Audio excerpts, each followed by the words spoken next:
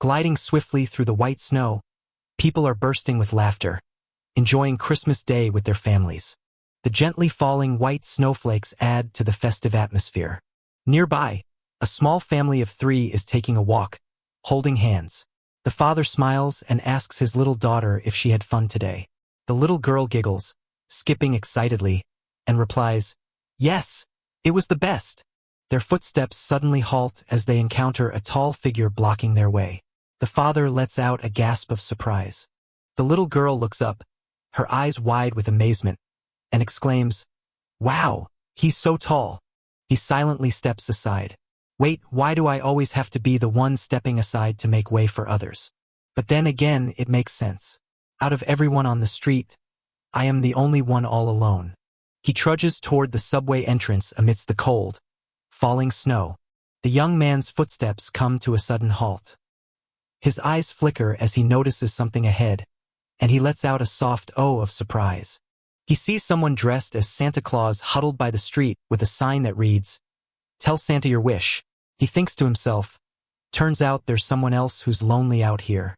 The poor Santa Claus sits with his head bowed, shivering in the bone-chilling cold of the winter night. Normally, I would just walk past without a second glance, but today is Christmas Eve, the day I was left completely alone after my parents passed away in an accident. He opens his leather wallet and pulls out a 10,001 bill. He reaches out, handing Santa the money along with a packaged rice ball, and says, "Here, take this. It's still good to eat." He gently places the tuna mayo rice ball and the bill on the cardboard sign in front of the old man. Suddenly, a hand shoots out and grabs his wrist tightly. The old man exclaims with emotion, "You have such a kind soul." The young man flinches in shock. "I want to repay you. Tell me your wish." The male lead's face changes, looking utterly helpless in this awkward situation. What? Is this guy crazy? This is exactly why I shouldn't do things I normally never do. Let go of me. The old man's hands suddenly tighten around his wrist with terrifying strength. The overwhelming power of the other man makes him tremble, completely immobilized. "I am here to grant a wish for a kind-hearted person like you. I've never been overpowered by anyone before, but now I can't even budge an inch."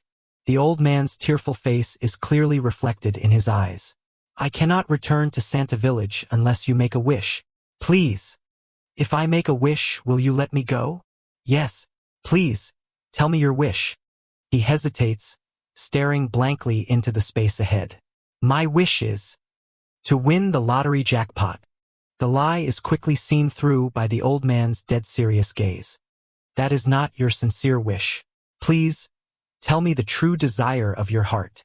A fleeting look of sadness crosses his face as he thinks about his deepest desire. My true wish. Painful memories of his loneliness in the funeral parlor flood back, making his heart ache. "I want a family that will always be by my side and never abandon me. I need a family. My wish is, I want a lovely wife and a daughter as cute as a meerkat." The old man closes his eyes tightly, taking a deep breath as if sensing the young man's long-held loneliness. "I can smell the scent of such an earnest yearning. I can tell. You are a soul who has lived in solitude for far too long." The old man is moved to tears, breaking into a radiant smile. "I am truly lucky today to meet someone like you, someone with a soul so similar to mine." The old man's expression suddenly changes, becoming utterly terrifying with bloodshot eyes. "I will find you a wife with a heart as pure as white snow, and a beautiful daughter who will love and respect her father." The old man's frighteningly excessive enthusiasm makes him jump in panic. "I sincerely hope you will have a joyful and happy life." What a crazy bastard. This old Santa has completely lost his mind. "I will use all of my Santa powers to make your wish come true." He runs for his life down the subway stairs to escape the old man's shouts echoing behind him. Every Santa in Santa Village is cheering for you. The subway train speeds through the night. A large, dark bruise remains clearly visible on his wrist, a testament to the old man's terrifying strength from earlier. Sitting blankly in a train car full of happy couples, he sighs softly and wonders to himself, what on earth was that old Santa blabbering about? Anyone could tell he was just a crazy guy. But the reason I still made a wish, he silently looks at a picture of a happy family hanging on the wall, is because I want to be happy too. Because we are all a precious family. His eyes close in the cold night, just like everyone else. A strange purple smoke engulfs the dark space. What is this smell? And why is it so cold? The young man wakes up holding his aching head and groans softly in exhaustion. His eyes widen in shock at the sight before him. What the hell is this? An old, rattling horse-drawn carriage moves through a village under a gloomy sky. He is stunned to realize he is locked inside a mobile iron cage. Where am I? A disheveled middle-aged man turns his head, looking at him with a scrutinizing gaze. The blond man next to him snorts wearily and miserably. Surrounding him are men in rags, their hands and feet in chains. The Middle Ages? Rushed footsteps echo, accompanied by murmurs in an unfamiliar language. He looks at the ironclad soldiers outside the cage. I can't understand a single word they're saying.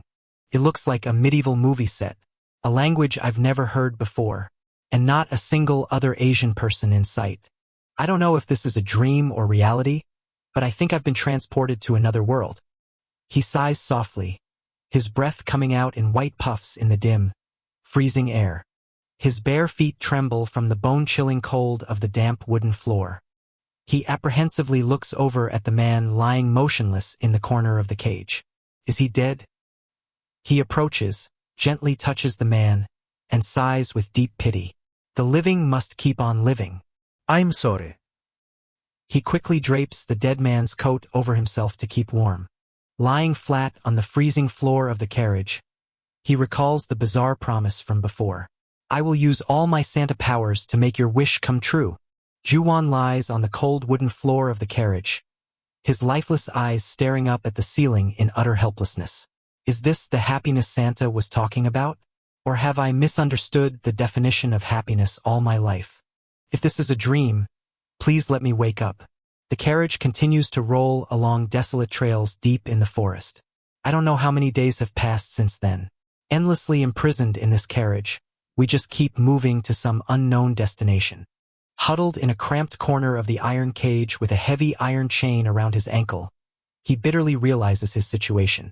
But I've also realized a few things. First, everyone on this carriage, myself included, is a slave. He sighs softly, his gaunt face clearly showing the exhaustion of long days of torment. Second, the reason the soldiers are dragging us around is to sell us to the highest bidder. A rough hand thrusts a key into the lock, throwing open the door of the iron cage holding the slaves. The ironclad guards escort each slave off the carriage under strict surveillance. Whenever the soldiers line up the slaves, a man who looks like a village chief picks out the healthy ones. Watching the scene of his fellow humans being bought and sold from the back, complex emotions stir within him. Even though acknowledging myself as a slave wounds my pride, a part of me has started to spark with hope. This is my only chance to escape this hellish carriage. Since my physique is quite good, I think I'll be sold soon. He smiles faintly to reassure himself, trying to find a tiny ray of light in this adversity. But the first glimmer of hope I felt upon arriving here, his face quickly darkens, his dark-circled eyes revealing utter helplessness, turned into absolute despair after passing through a few more villages. The confining carriage continues to roll alone through the desolate valley, prolonging his dark, inescapable days. The rhythmic sound of horse hooves and rolling wheels on the rocky ground is like a symphony of mental torture for the captives. A violent jolt of the carriage sends him tumbling to the wooden floor, his entire body aching. How did things turn out like this? What is the point of living like this? In a daze, the image of his gentle mother appears in his mind, along with her advice from years ago. Juwon, no matter what happens, always do your best in everything you do. The innocent child looks up at his mother with wide, pure eyes. Do you understand? He lies motionless on the carriage floor, tears silently rolling down his cheeks as he faces the cruel reality. Mom, Dad, can I really endure this? The memory of the strange old man who pushed him into this tragedy resurfaces. I will use all my Santa powers to make your wish come true. His trembling, anger-filled hand tries to reach for a silver fork. Happiness, my foot. To hell with this world and my old world too. He decisively grabs the fork with frantic determination. To me, happiness right now. He stabs the fork hard into his own neck to free himself. Is death and escaping all this pain? Blood seeps from the stab wound, but he suddenly stops in pain and regret. No, that's not it. I don't want to die in a place like this. Memories of a happy family in his old world faintly return to his mind. Because we are all a precious family. I want to be happy too. An unfamiliar voice sounds from outside the iron bars, making him look up in bewilderment. A fragrant loaf of bread is gently passed through the gap. A beautiful girl smiles radiantly like an angel bringing hope. She speaks kindly and hands the bread to the astonished young man. Behind the hem of her dress, a tiny blonde girl timidly peeks out. The fork in his hand drops to the wooden floor upon seeing the two of them. A small, peaceful wooden cabin lies deep in the lush green forest under the morning sunlight. Inside the house, the mother and daughter are gathered around a simple dining table. The little girl happily slurps up the hot soup with delight. The mother affectionately pushes another bowl of soup toward her little daughter. Eat some more. The child stops, looking up at her mother with wide, questioning eyes. You're hungry. I know, that's why I'm letting you have it. Go ahead and eat some more. No, I mean, if I'm hungry, then you must definitely be hungry too, Mother Lizzie. The little girl is carefully placing 2 bowls of hot soup on the table. The woman smiles gently, lifts her bowl of soup, and says, That's right. Both you and I are. The wooden door suddenly rattles violently from heavy pounding outside, accompanied by the village chief's loud voice asking if anyone is home. The woman quickly pulls the little girl into a tight, fearful embrace upon hearing the village chief's voice through the crack of the door, telling her there's no need to open it, just listen to him. After today's meeting, we have decided to choose one of the men brought by the soldiers to be your new husband. Tomorrow, after he is selected, prepare to go up the mountain with him. The village chief coldly walks away after ordering her to bring food for the soldiers to the village gate at dawn, leaving her with no choice but to clutch the child tightly in her arms. What should I do? What can I even do? I didn't expect them to decide so quickly. No, I'm so scared, terrified that I'll be beaten again. Her entire body trembles violently, but she thinks to herself that she can't just run away. She looks at the poor child leaning against her chest, telling herself that even though they haven't been together long, she cannot leave the little girl behind. Leave this child all alone again? I can't do that. The little girl also starts to sniffle, clear teardrops gently rolling down her chubby cheeks. Unable to hold back any longer, the child bursts into loud, pitiful sobs. The sobbing of the child and the young woman echoes throughout the bare, cold room. What is going to happen to me? She curls up, hugging her knees tightly, silently praying that she won't have to live through that terrifying nightmare ever again. She gently shifts her sorrowful gaze toward the small bed. Looking at the child sleeping soundly next to a teddy bear, she is certain the little girl feels just as terrified. A 5-year-old child who doesn't even have a name, the daughter of that dead man. In her painful memories, she recalls the scene of her cruel father selling her off just for a cheap rabbit pelt. On the very first day she set foot in this torn-down tent, before she could even unpack her things, she was brutally beaten by the man who was about to become her husband. Simply because I arrived later than expected. That was his only reason. That this miserable life had only just begun, when that awful reality finally sank in. The woman collapses onto the cold wooden floor, letting out a helpless sigh. The child tiptoes closer to the motionless woman. She half opens her eyes, looking up with a face full of exhaustion and pain. The child stares with deep concern. In this living hell, the little girl gently sits down beside the exhausted woman. The only one who reached out to me was this angelic child. The man who went into the mountain never returned after that day, leaving only me and this abandoned child in the tent. According to the villagers, he was eaten by wolves in the hunting grounds. They said he would never come back. When I heard the news of his death, for a moment I felt relieved, but at the same time, I felt an overwhelming terror. Because a woman without a husband is like a sheep left outside the safety of the fence. The next morning, mother and daughter hold hands, walking along the peaceful village path. Whispers and murmurs erupt around them. Oh, look over there. The child cheers upon seeing an approaching carriage. It's a carriage. The mother stands frozen, watching the iron-caged carriage drawing near. The prisoner carriage slowly passes right in front of the mother and daughter.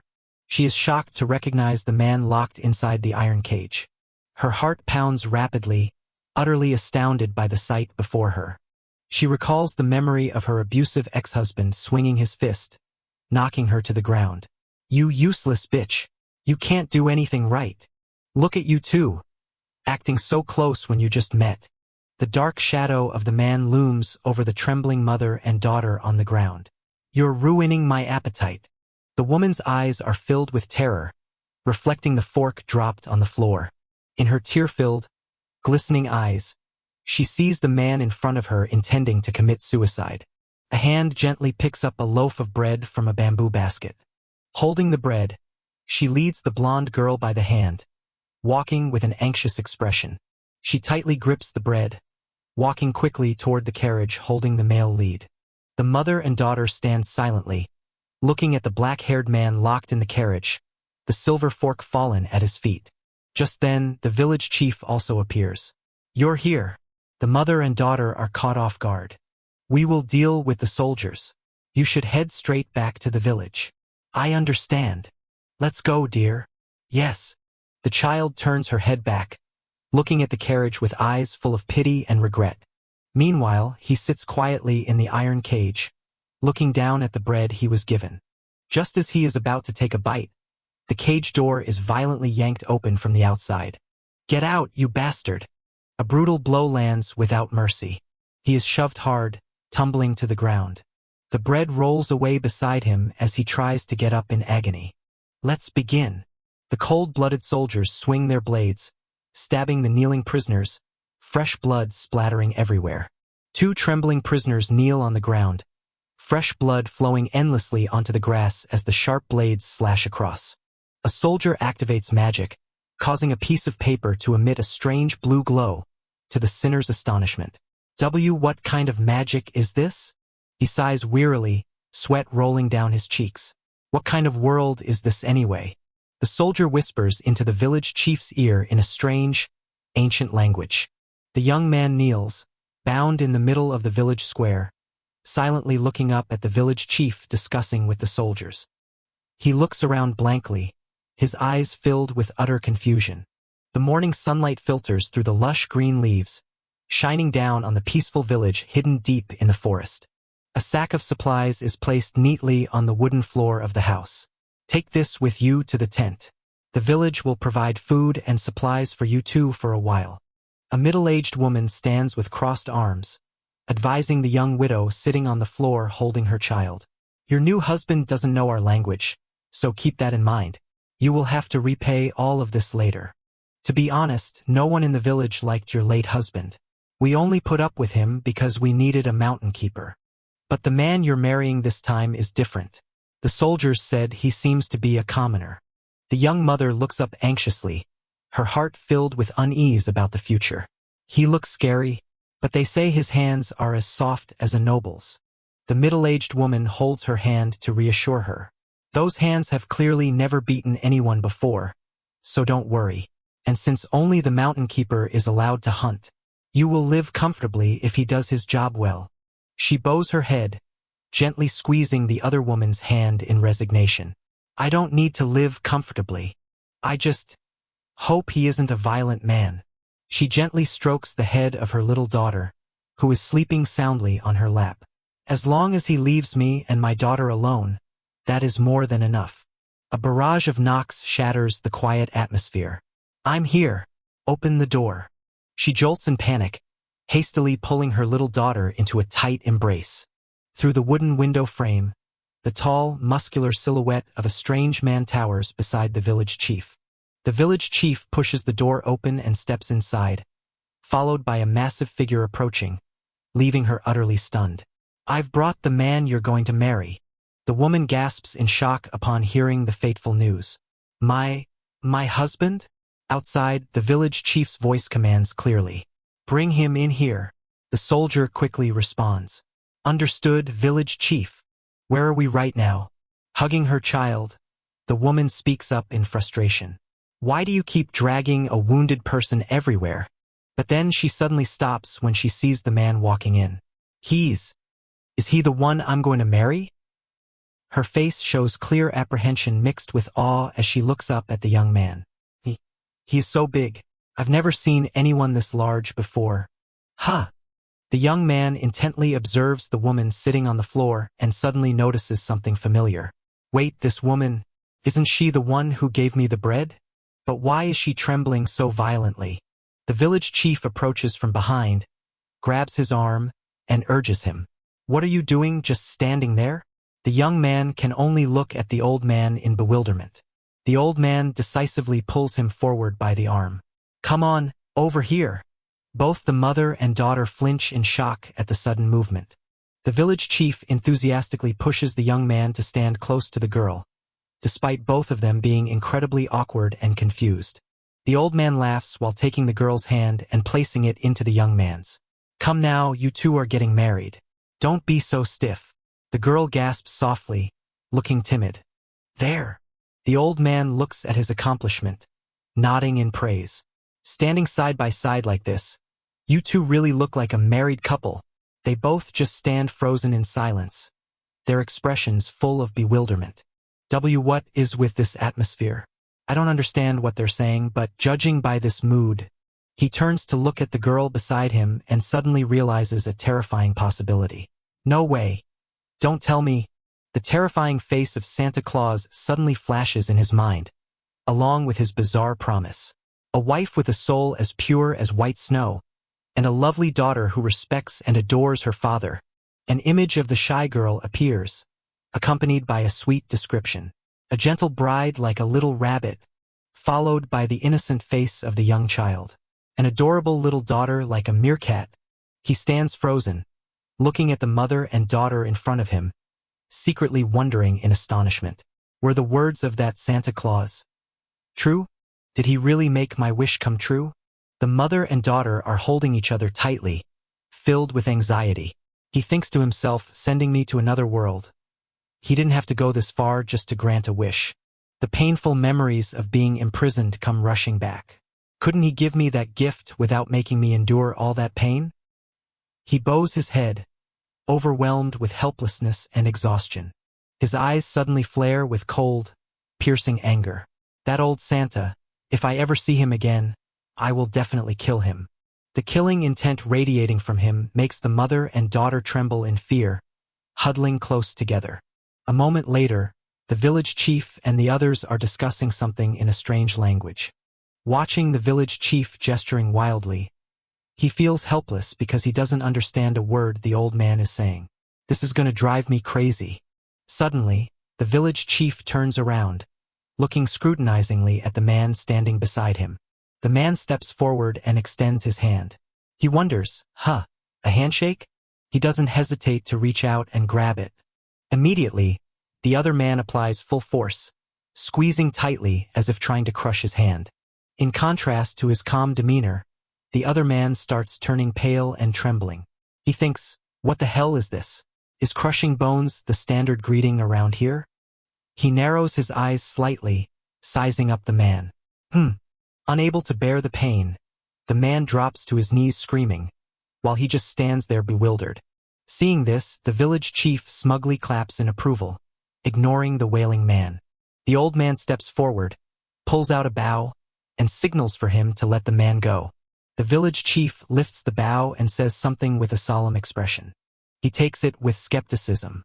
Why is he giving this to me? It seems he doesn't want to start a fight. But as soon as he takes hold of it, the village chief suddenly grabs his head and squats down in fear. The village chief puts both hands on his head, pretending to be a rabbit. A rabbit? He looks at the bow and mutters to himself, so he wants to teach me how to hunt. He is startled when he sees the village chief frantically waving his hands. The old man points forward, urging him to shoot it. He looks on, clueless. Turns out there is a rabbit leisurely grazing just ahead. He is confused. Shoot right now? I've never even held a bow before. He thinks that even shooting an arrow straight is hard enough. How am I supposed to hit it from this distance?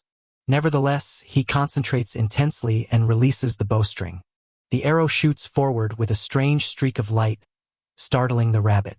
The village chief cheers in excitement, while he drops his jaw in astonishment. What is this? How is that even possible? Suddenly hearing footsteps, he looks around cautiously to see who it is. It turns out to be the mother and daughter approaching. She calls out softly, stunning him. He stands frozen, looking at her, his heart suddenly skipping a beat. He tells himself, so she is my bride. His face turns bright red with embarrassment. His whole body feels hot under everyone's gaze. Later, the three of them sit together on the grass, the atmosphere incredibly awkward. She thoughtfully hands him a bowl of hot soup. The fragrant bowl of soup is placed into his hands. He eats it quietly and heartily under the watchful eyes of the mother and daughter. He suddenly looks up, making the mother and daughter turn their heads away in embarrassment. He remains silent, looking at the mother and daughter thoughtfully. Then he smiles warmly to reassure them. He recalls his lonely past, where a family was something completely foreign. But now I have a family. She is still a bit wary, and the little girl looks at him timidly. He thinks to himself that the order of things doesn't matter anymore after everything he's been through. Santa, I really want to kill you, but at the same time, thank you. The next morning, the village chief leads the way. He carries the luggage, followed by the mother and daughter. He looks back to see if the mother and daughter are keeping up. Seeing them walking tiredly with heavy steps, he worries if they are okay. Frustrated by the language barrier, he is unable to ask how they are doing. He becomes determined to quickly adapt to this world. His footsteps suddenly halt. He remembers his mother's words from years ago. When you want to protect someone, you must absolutely never hesitate. I must act immediately. He turns around, his eyes filled with determination. He walks toward the mother and daughter, startling the woman with fear. The little girl looks up at him, terrified. He kneels down, gently telling them not to be afraid, and that he will pick up the child. She stares at him, stunned and fearful. She doesn't understand a damn word he's saying. Suddenly, she drops to her knees, clasping her hands begging, while the little girl bursts into sobs, leaving him utterly bewildered. The little girl cries loudly, full of fear. He thinks that maybe he shouldn't keep such a serious face, as it's scaring them. He gestures for permission, just for a moment. The mother and daughter panic when he suddenly touches them. They scream in shock as they are lifted into the air. Using his strength, he effortlessly lifts both the mother and daughter with his two arms. She widens her eyes in shock at this unexpected action. He stands up straight, holding her in one arm and the child in the other, incredibly gently. The little girl, bewildered, clutches his shirt tightly and looks down with adorable eyes. The little girl reaches out her tiny hand, looking surprised. He softly tells them to hold on tight. He finds it strange that carrying the luggage and both of them doesn't feel heavy at all. Are they too light? He tells himself he must quickly learn to hunt so they can eat all the meat they want. I'm going to be very busy from now on. Sweat rolls down his neck due to constantly moving under the sun. Lizzie gently reaches out to wipe the sweat for him. She suddenly pauses, realizing her unconscious action. She timidly tries to pull her hand back after what she just did. He continues taking long strides, carrying the mother and daughter into the forest. Upon arriving, he politely bows his head to thank the village chief. The village chief turns around and walks away leisurely. He looks up at the simple wooden cabin, wondering if this is where he will live. It must be very cold living like this. He shudders, imagining the scenario when he was imprisoned. He absolutely despises the cold. Letting out a soft sigh, he reaches out to push the door open and steps inside. As soon as he opens the door, he lets out a gasp of shock at the sight inside. Lizzie is standing huddled in the corner of the house, looking at him fearfully with tear-filled eyes, leaving him confused. He awkwardly approaches, asking why she is crying, but she just remains silent and apprehensive. Suddenly, she runs past him and dashes out the door. He turns his head, watching her figure with complete bewilderment. He stands silently in the middle of the empty house, wondering what is going on. It turns out that back at the village, the people had taken away all the furniture and tools, which is why she was sitting there crying helplessly. She is desperately afraid of the cold without being able to repair the house. And if wild animals attack, she doesn't know how to defend themselves. A moment later, he finds her and lets out a sigh of relief. He sits down quietly beside her, keeping a distance so as not to scare her. He gently places his hand on her hair to comfort her. He softly strokes her head, causing her to suddenly stop crying as she feels the warmth. Juwon looks at her with kind eyes and tells her not to worry. Lizzie looks up, bewildered, wondering, is he telling me not to worry? She gazes intently at his gentle face, the man she must live with for the rest of her life. She is still worried because they cannot communicate, and he doesn't know how to hunt. Lizzie quietly wonders if they can truly survive together in this harsh place. He just smiles warmly to soothe her fears. His eyes are filled with determination as he looks at her, asserting that he will protect her. Even though her heart is still full of worries and doubts, his large hand gently pats her head as a silent reassurance. A tear gently rolls down her cheek as she feels his tender care. He softly lifts her face, looking at her with gentle eyes. She wonders why she feels so relieved. Thinking of his original world, he recalls the days of utter loneliness since his parents passed away. But he has overcome all adversities, and now he gently pats her shoulder. With a family by his side, he tells himself there is no reason he cannot overcome any hardship. He places a hand on his chest, promising to do whatever it takes to take care of her. Choked with emotion, she bursts into tears, even though she has no idea what the hell he's saying. She leans her head against his chest, sobbing bitterly to release her grievances. Suddenly, the little girl runs up frantically, calling for her mother, making both of them turn around. The little girl rushes over, hugging her mother and screaming at him not to hurt her. The little girl hugs her mother tightly, while he just sits there bewildered. Seeing her crying in his arms, an indescribable emotion wells up in his heart. This entire situation of warm yet chaotic family life is completely foreign to a loner like me. Suddenly, a barrage of thoughts and questions begins flooding his mind. He wonders whose child she is, and why the mother sneaked him bread to save him earlier. He gently lifts her chin and wonders why she is crying. But a new determination gradually kindles within him. He pulls both mother and daughter into a tight embrace, silently promising that if he tries his best while living together, they will definitely become a real family.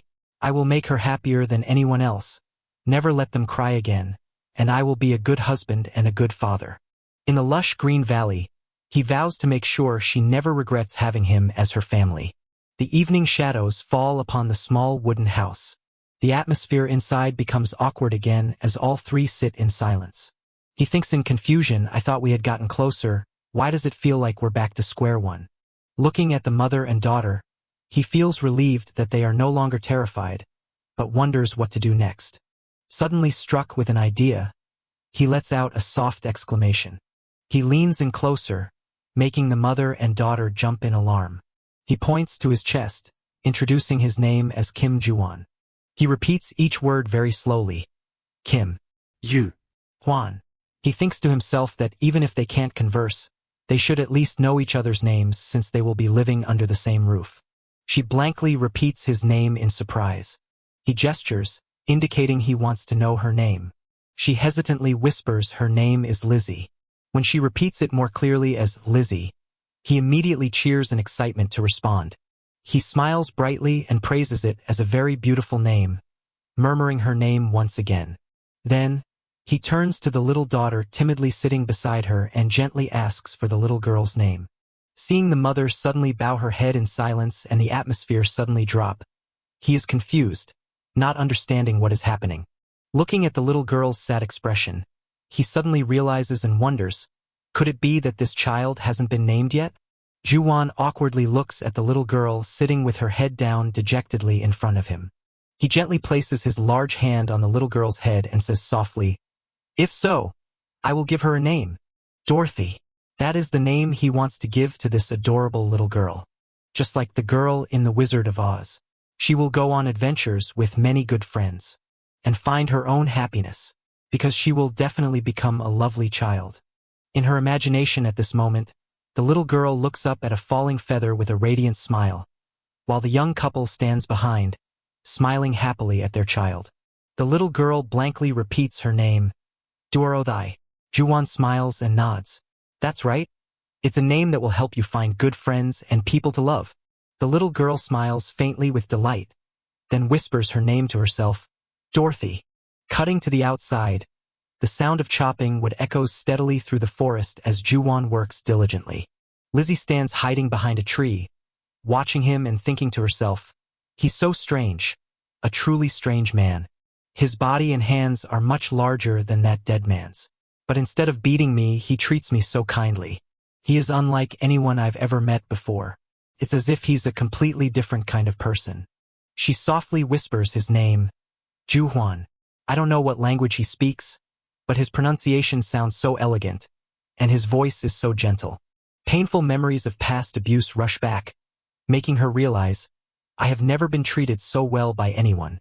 His kind face appears in her mind along with the question, why is he treating me so well? Juwon suddenly stops and turns to look, startling her into thinking, no matter how you look at it, he doesn't belong here. Seeing her, he breaks into a bright smile and waves, calling out loudly, Lizzie.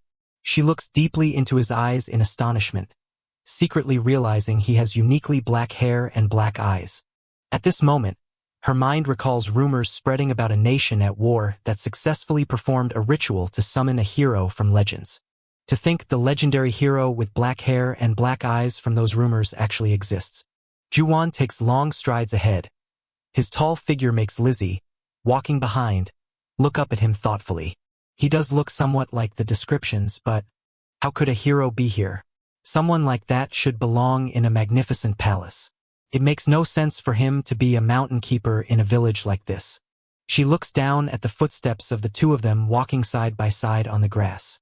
Besides, the stories about that hero are just rumors. Juwon suddenly stops and looks down at her, making her jump and let out a small gasp. Looking closely, his hair is more brown than black. And those eyes. She lets out a soft sigh of relief, thinking he is just a man slightly larger than a normal person. But then she stops. Why am I feeling relieved? We only just met today. Lizzie blushes deeply, shaking her head repeatedly to dispel the strange thoughts, leaving Juwon standing beside her just staring at her in confusion. Juwon smiles gently and suddenly places his large, warm hand on her head, making her eyes widen in shock. I can't get used to this. Painful memories flood back, making her tremble. Previously, there was only one reason for a man's hand to be placed on her head. It was always to hit me, but instead of a violent blow, his hand gently strokes her hair with utmost care and affection. It feels so comforting. She closes her eyes to enjoy this rare tenderness, secretly wishing he would rub it more. I want him to keep doing this. Juwon gently cups her small face, his eyes full of protectiveness. Juwon's face suddenly flushes red with embarrassment as he looks straight into the eyes of the small girl in front of him. Lizzie looks up at him with dreamy eyes, her cheeks blushing as if immersed in sweetness. Unable to hold back his emotions, Juwon leans down and gives her a gentle but passionate kiss in the middle of the afternoon forest. Lizzie suddenly widens her eyes in shock, her heart skipping a beat at this unexpected kiss. Juwon half opens his eyes to look at her bewildered expression, their breaths blending into one in the silent space. Juwon startles and pulls back when he sees Lizzie standing still like a block of ice, paralyzed by embarrassment. His face burns red with embarrassment standing so close to the petite girl. He suddenly notices a wooden bucket of water on the ground, looking for a way to break the stifling atmosphere. He quickly grabs the handle of the wooden bucket as an excuse to leave. He hurriedly grabs the bucket and runs off into the forest, leaving the young girl staring after him in bewilderment. Lizzie stands dazed, her cheeks burning red with shame at his strange behavior. Oh man, I'm such an idiot. What is she going to think of me? Even though we are married in name, we only just met today. We can't even communicate. What should I do? Should I just pretend nothing happened? He suddenly stops his steps in the middle of the forest. Wait a minute. How far have I walked? Where am I? The wind whistling through the dense canopy creates a gloomy, eerie atmosphere. I should just get water and head back. His eyes widen in sheer terror as he spots something unusual ahead. A massive dark shadow with eyes glowing red like fire slowly steps out from the bushes. The beast bares its sharp teeth, growling to threaten the intruder in its territory. He swallows hard, his entire body trembling before the overwhelming killing intent of the wild beast. A wolf? He slowly lowers his center of gravity, trying not to provoke the wild beast. His trembling hand fumbles on the ground, trying to find a piece of wood to defend himself. Juwon grips the wooden stick tightly, bracing himself to face the aggressive wolf in front of him. The giant wolf lunges forward with a fierce roar. Juwon lowers his stance to face it head-on. The wolf bites down hard on the wooden stick in Juwon's hand, its sharp teeth mere inches from his face. Juwon shouts with all his might, trying to use the stick to block the monster's fatal bite. He throws a powerful punch straight at the wolf's face to defend himself. The stick snaps in half under the wolf's terrifying bite force. Juwon angrily curses, "Damn it! Do you think I'll die in a place like this? I won't die that easily." His eyes suddenly flash with a strange blue light as he puts all his strength into the next punch. But unfortunately, his striking arm ends up entirely inside the wolf's mouth in the blink of an eye. "Feels like my entire body is on fire." Juwon screams in agony. A brilliant burst of golden light suddenly erupts from his arm, astonishing both sides. What is this? Juwon stares in shock at the blazing fire engulfing his arm without causing any burns. The flames erupt fiercely, scorching the giant wolf as it tries to lunge and attack him again. Juwon charges forward, pinning the beast down, and rains down punches with his flaming arm. He relentlessly pummels the wolf's head with anger-fueled flaming punches until it completely collapses. The giant wolf lies motionless in a pool of blood, its breath fading away until it completely stops in the middle of the forest. "Wait, what was that just now?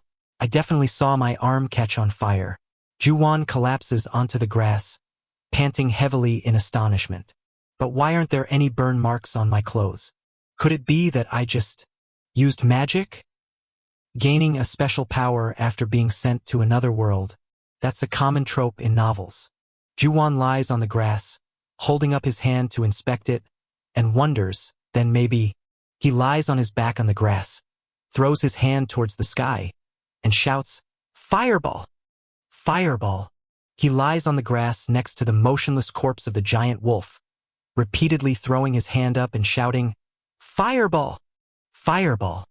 Fireball!" like a madman. Juwon lies flat on the grass, still stubbornly reaching for the sky, trying to cast a spell. Firestorm! Firewall!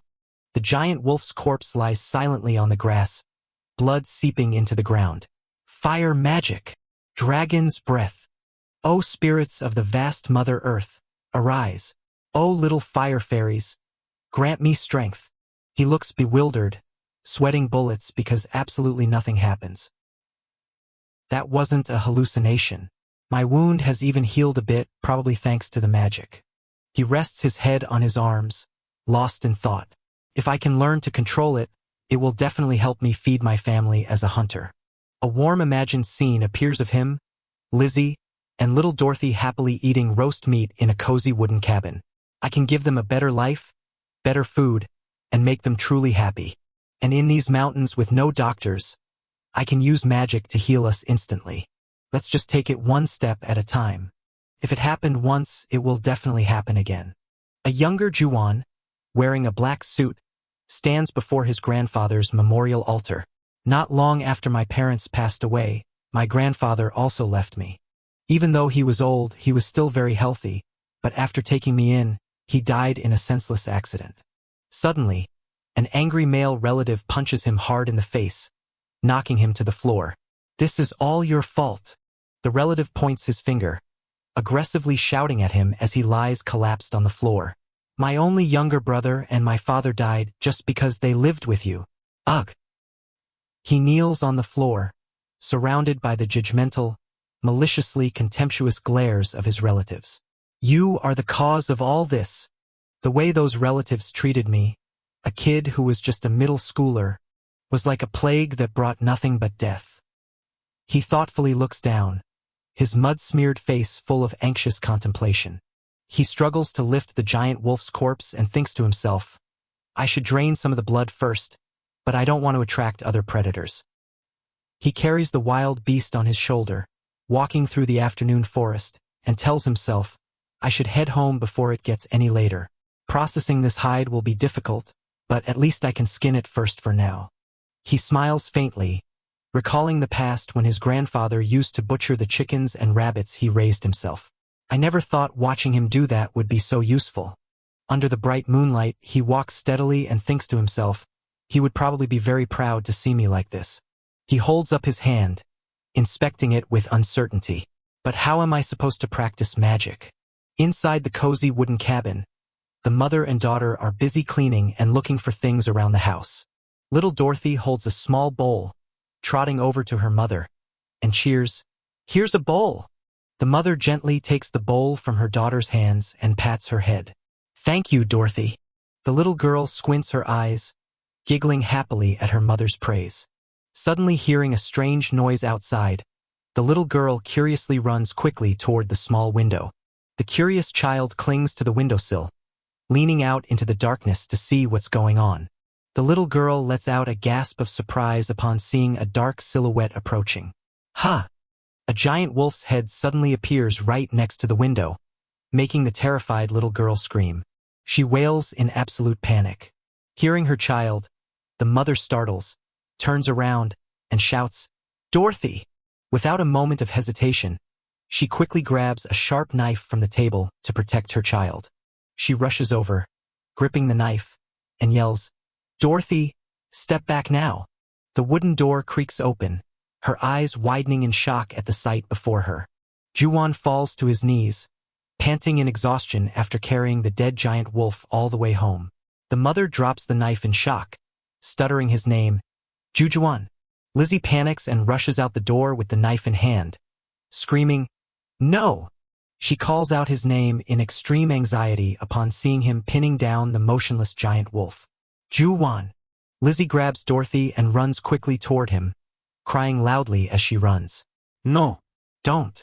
Juwan turns his head in bewilderment to look at the mother and daughter. Lizzie? Dorothy? She stops, stunned, tears still lingering in her eyes as she sees him completely safe and sound. The knife in her hand drops straight onto the green grass in immense relief. Lizzie bursts into tears and throws her arms around him. Juwan awkwardly catches her, hastily reassuring her. I'm okay. I'm not hurt. Well, no, I was a little hurt, but I'm fine now. Little Dorothy also sniffling and crying, her hands gripping tightly onto his leg. Juwan looks at the little child with deep sympathy. He looks at her with gentle eyes, smiling faintly to ease her worries. It's just a bite on the arm. I'm fine. He places his hands on both the mother and daughter's heads, gently comforting them in the middle of the wilderness. Don't worry, I'm really okay. Lizzie suddenly tightens her arms around his neck, crying and whispering, Thank goodness, you're not hurt. This sudden action makes him blush, his heart racing. She buries her head into his shoulder, sobbing in relief. I'm so relieved. Juwan thinks to himself. She keeps repeating the same thing over and over. Is she saying that she feels relieved? The little child is also sobbing loudly beside his leg. I was so worried. He realizes that both mother and daughter were absolutely terrified, fearing for his safety. He hugs both of them tightly, blaming himself for making them cry. I promised myself I wouldn't make them cry again. The cawing of crows echoes over the wooden cabin in the quiet forest as the crisis has passed. Juwan sets to work skinning and butchering the giant wolf on a rudimentary wooden table. He uses a small knife to skillfully separate the beast's thick hide from the raw red meat. He tosses the wolf pelt aside, sighing softly to himself. It looked so easy when my grandfather did it, but doing it myself takes way more time than I thought. He reaches up to wipe the sweat from his forehead, looking at the chunk of wolf meat with apprehension. Next time I'll have to try a different method. This is really hard. He focuses on cutting the meat into smaller pieces to prepare for the family's meal. It's time to clean up. Suddenly, Lizzie's gentle voice calls out from behind. Juwan. Looking from inside the wooden house out the door, Lizzie's petite figure is walking in. Lizzie. He turns his head slightly, calling out in surprise. Lizzie. Seeing her standing outside, he hurriedly steps out. Put the meat in here. He is surprised by her action, not understanding a word she is saying. The petite girl gestures with her hands, explaining that she wants to use this wooden bucket to hold the hunted meat. Oh, does she want me to put the meat in here? How do you say thank you in this language again? Thank you. He scratches his head shyly, trying to pronounce each word clumsily, which completely surprises her. Her face blushes slightly, smiling gently at his sincerity. Did I say something wrong? Thank you. She tilts her head slightly, repeating the word with a radiant smile on her lips. The two step closer to each other on the green grass rustling in the wind. Thank you. You're welcome. She bashfully looks down, her heart racing under his warm gaze. Being thanked. I never heard those words from my parents or my siblings. And all I did was bring him a bucket of water. Being with him, I am constantly experiencing so many firsts. Even our first kiss. Looking at his tall back, she recalls the sweet moment they just shared. Her cheeks burn red like fire, the warmth of embarrassment spreading across her beautiful face. This is so embarrassing, but I can't stop wondering. That was my first time, but has he kissed other women before? Did those other women feel this way about him too? For some reason, my heart aches. My heart is pounding wildly, and I feel like I'm about to cry. Juwon sets the large wooden bucket down on the floor, while Lizzie stands behind, watching him with an expression full of surprise and confusion. This is so strange. Usually, the women are the ones doing this work. Why is he acting as if doing that is a matter of course for him? Lizzie looks up at Juwon bashfully as he steps closer to her. Oh no, what should I do? Wait, is he? The young woman shuts her eyes tightly, her cheeks blushing with embarrassment, anticipating what is about to happen.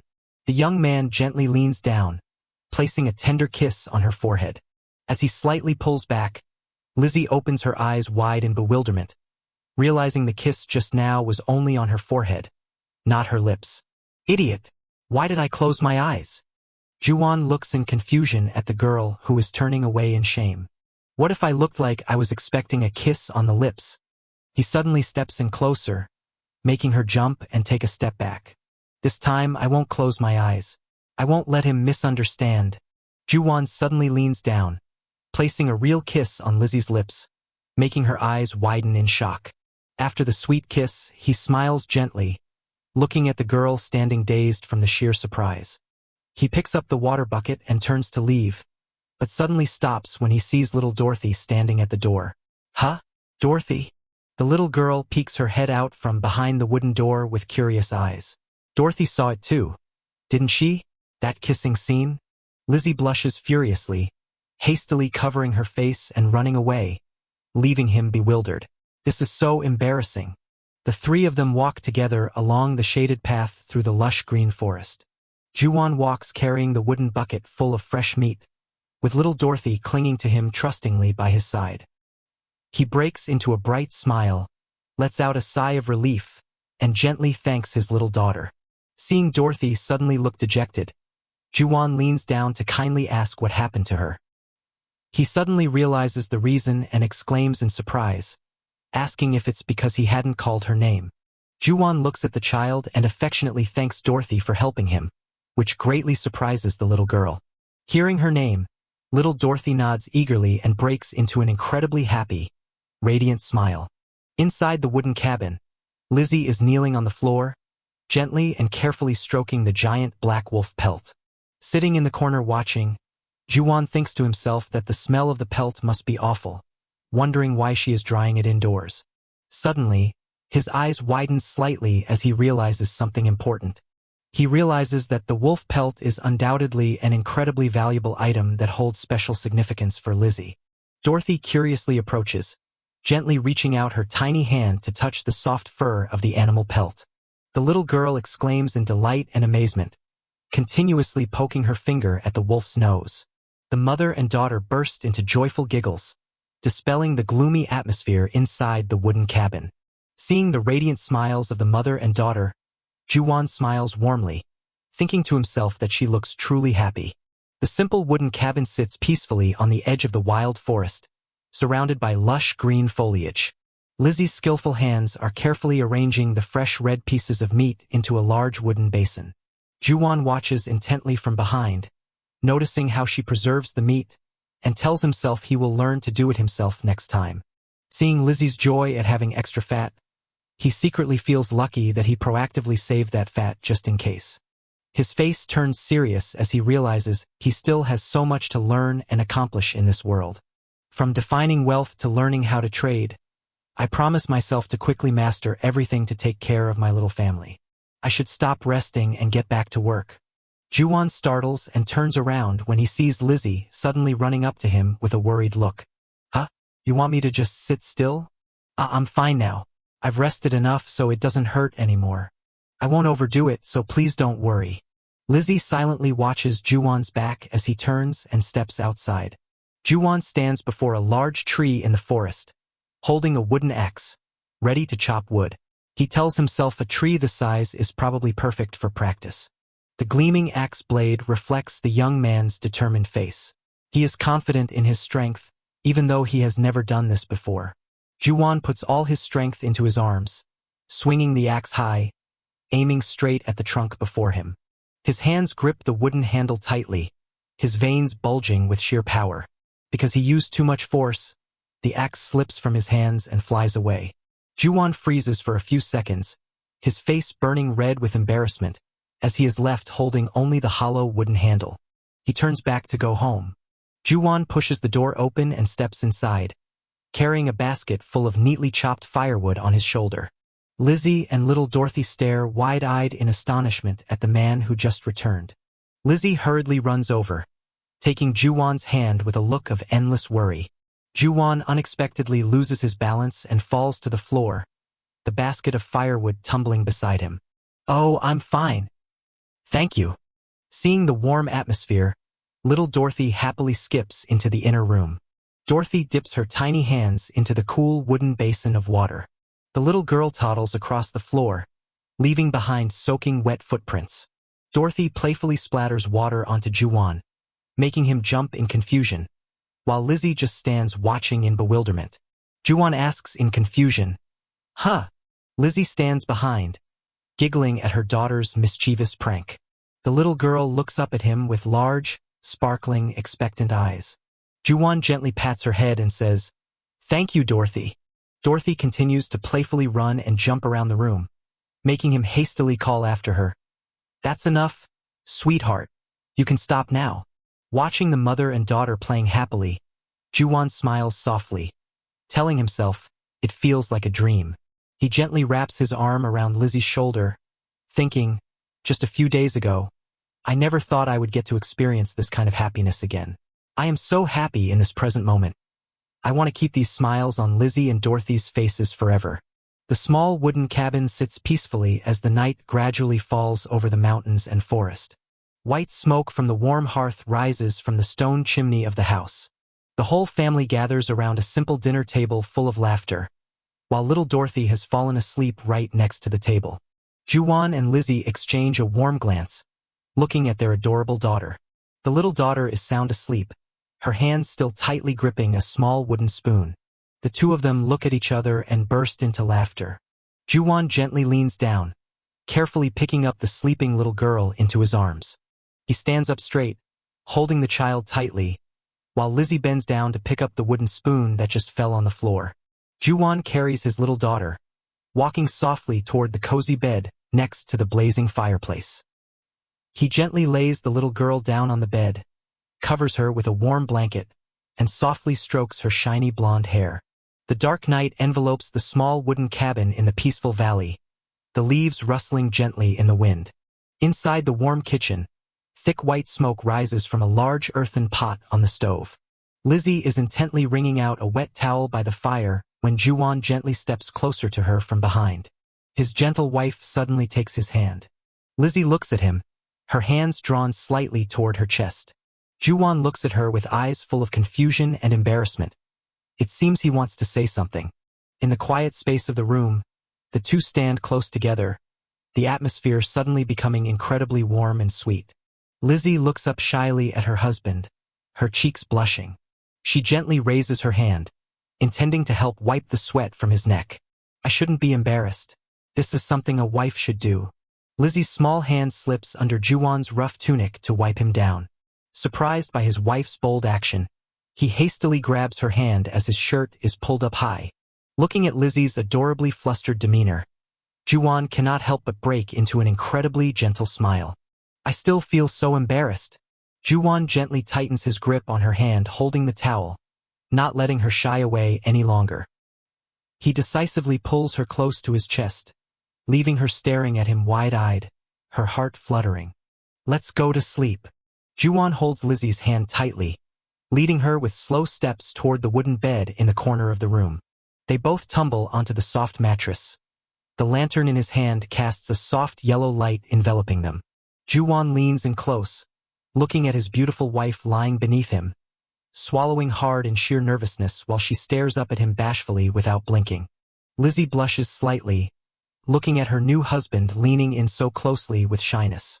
She lets out a soft breath, blowing out the candle light to get down to business. A sweet and gentle kiss is shared in the quiet space of the wooden cabin. She is so soft. Wow, this woman is truly my wife. Looking at his little daughter sound asleep, he prays silently, please, at least for these two. I hope they won't leave this world before I do. The image of his small family flashes in his mind alongside his Christmas Eve wish. Santa, please don't take them away from me. Let them keep smiling until the moment I close my eyes for the last time. Wealthy lords and nobles, they have many rooms and butlers, so perhaps they wouldn't know. But for commoners, every house is almost the same. Every child grows up in the exact same space as their parents. Lizzie recalls her haunting past. The way a married couple spent their night. You couldn't help but know what they were doing. Violent shouts echo in her dark memories. Go ahead and cry, and I'll hit you even harder. My father's screams were always terrifying. Choked, agonizing sobs echo in the cold, dark night. Once my father fell asleep, my mother's sniffling would last until dawn. Sigh. I was always so scared. The little girl curled up next to her younger brother, fearing for the future. When will my nights truly be peaceful? Because I felt my mother's choked sobs would become my own future. Her eyes flutter open as she gradually wakes up in the quiet dead of night. The crackling of burning wood in the warm fireplace woke me up. She realizes in astonishment that she is lying on a warm bed next to her husband and daughter. When did I get into bed? I definitely fell asleep on the floor. She blushes slightly looking at the strong arm wrapped around her. And he's even letting me use his arm as a pillow. Lizzie looks tenderly at little Dorothy sleeping soundly in her warm embrace. I feel so relieved. The nights between a husband and wife I used to know were never this sweet. Ever since I met this man, my world has started to change. Juwon shifts slightly and opens his eyes, startling Lizzie into a fluster. In a daze, Juwon sighs softly, then suddenly wraps his large arm tightly around both mother and daughter. Oh my heart feels like it's going to explode. Lizzie's face burns red as she feels the warmth and the strong heartbeat from his chest. My chest is fluttering so strangely. I wish this moment could last forever. The warm morning sunlight begins to filter through the window, signaling the start of a beautiful new day. Juwon slowly opens his eyes and wakes up, seeing little Dorothy still sleeping soundly right beside him. He gently sits up, carefully pulling the blanket over his little daughter to keep her from getting cold. Juwon affectionately strokes Dorothy's soft blonde hair as the little girl slightly stirs. Lizzie steps out into the kitchen area in neat clothes, preparing for her morning chores. A large hand suddenly reaches out and grabs the handle of the water bucket, startling her. Lizzie turns around in bewilderment to see Juwon already standing right behind her with a kind smile. Juwon quickly grabs the bucket of water and extinguishes the dying fire in the fireplace. She suddenly speaks up, calling out to him. Lizzie tries to ask if he slept well, making Juwon's eyes widen in surprise. Honey, did you sleep well? Juwon repeats the question innocently, while Lizzie's face has already turned bright red with embarrassment. Lizzie nods shyly, leaving Juwon wondering if she is blushing because of that affectionate term of address. Words like darling, honey, or hubby really have too much destructive power. No wonder she is so adorably shy. Juwon looks at his new wife and asks gently, "And what about you, Lizzie? What do you want me to call you? She bows her head in shy silence. Lizzie slightly purses her lips, blushing as she stutters. Please call me, darling. Juwon chuckles to himself at this cuteness. The young man immediately tries calling out sweetly, darling. Lizzie jumps, hastily covering her blushing face with both hands out of sheer embarrassment. Seen from behind, her pure white neck is also dyed a light pink from shyness. Juwon looks at his wife's back, thinking to himself, her reaction is so adorable. I want to tease her a little more. He steps closer, gently pokes her back with his finger, and teases, darling, look at me. From the bed, little Dorothy shifts and wakes up, reaching up to rub her sleepy eyes. In her groggy state, the little girl sees a large meat shank with wings flying before her eyes, and mutters hungrily, meat. Busy chasing the meat in her dream, the little girl loses her balance and rolls right off the bed onto the floor. Fully awake now, the little girl clumsily runs outside. Juwon smiles, opening his arms to catch her and calls out, Dorothy. But the little girl breezes past both of them like the wind, leaving the couple just staring after her in bewilderment. The little girl's eyes light up when she sees the pile of fresh wolf meat stacked in the corner, cheering excitedly, meat. She eagerly climbs right into the wooden barrel next to it to reach the meat, making the couple look at each other and smile happily. Juwon bursts into laughter at his daughter's gluttony. Meat! The little girl gets stuck halfway in the wooden barrel, her legs kicking continuously while she keeps shouting loudly, meat! Meat! Seeing his daughter's appetite, Juwon laughs heartily, telling himself it is time to get serious about hunting. He shoulders his axe and steps into the dense forest, his eyes filled with defiant determination. I don't care if it's that same wolf from before. Bring it on. He grips the wooden handle of the axe firmly in his hand, confidently thinking to himself, this time I have a reliable weapon. With steady steps, he treads on the lush green grass, advancing deeper into the wilderness. The surrounding atmosphere suddenly becomes gloomy and eerily quiet, making him warily stop to investigate. Juwon tightens his grip on the axe, his eyes scanning the dark forest vigilantly. Why does the atmosphere feel so heavy? His hands grip the wooden handle so tightly that his knuckles turn white. I'm in the middle of a vast forest, yet it feels so suffocating. What kind of monster is about to appear this time?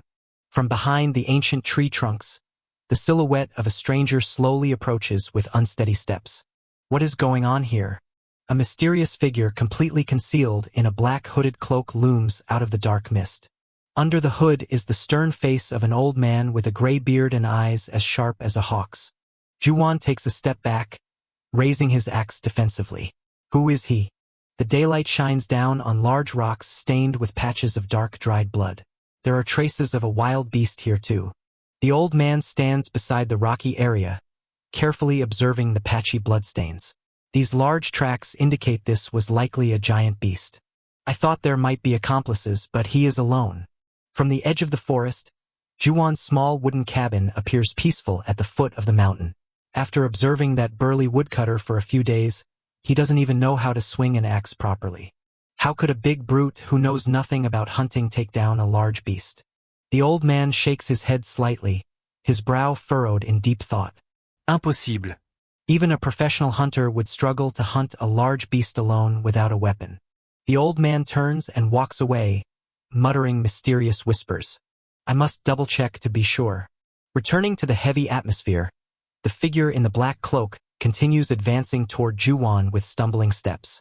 The old man stops in front of Juwon, his cold, sharp gaze fixed on him. What is this? Looking at the shape of the wound, it is definitely a wolf bite. But why is the wound so clean? He ponders calculatingly as he looks at the young man's wound. If he was bitten this severely, normally he would have died from fever. He stares intently at Juwon's muscular body, silently assessing the miraculous recovery that defies common understanding. If the bone was exposed, the blood vessels and muscles should have been completely torn. He shouldn't be able to move normally, which leaves only one possibility. He swallows hard, looking up at Juwon with scrutiny and astonishment at the crazy theory that just flashed in his mind. Could it be? Is this man a mage? And a rare mage at that? In this world, mages truly exist. people whom commoners rarely ever get to see. Juwon stands silently in the forest, completely oblivious to the turbulent calculations inside the man in front of him. If this man is truly a mage, then... The old man's eyes suddenly flash with an eerie purple light, the corner of his mouth curling into a sinister smile.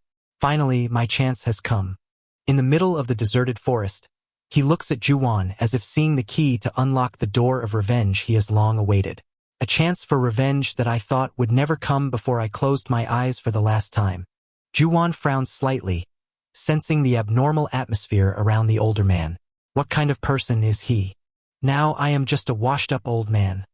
But there was a time when I was a vigorous young man. If you became a mountain keeper managing the mountain or forest of a noble, you had an obligation to serve in the military for a certain period. If you achieved merit there, you could become a trusted retainer of the Lord.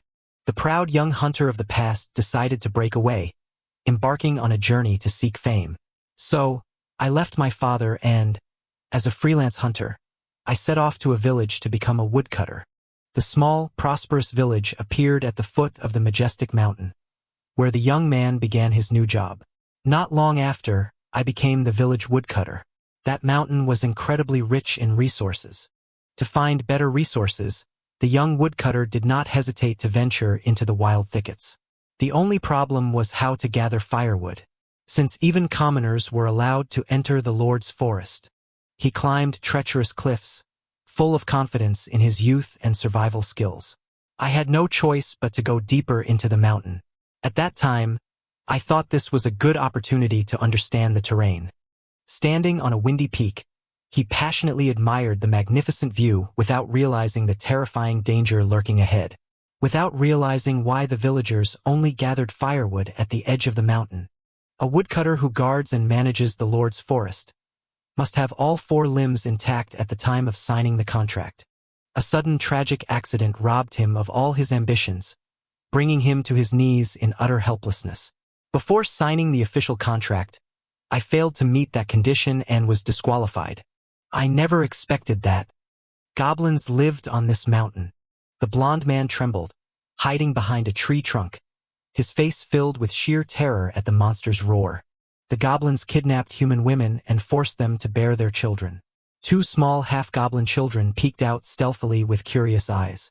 Because of this, the village, which already had few women, became more desolate and gloomy than ever. This place became known by neighboring areas as the Goblin Village. A piercing scream echoed through the dark night. I have endured a miserable life just waiting for the day of revenge. To avenge the goblins who stole everything and ruined my life. Even if I despised the villagers.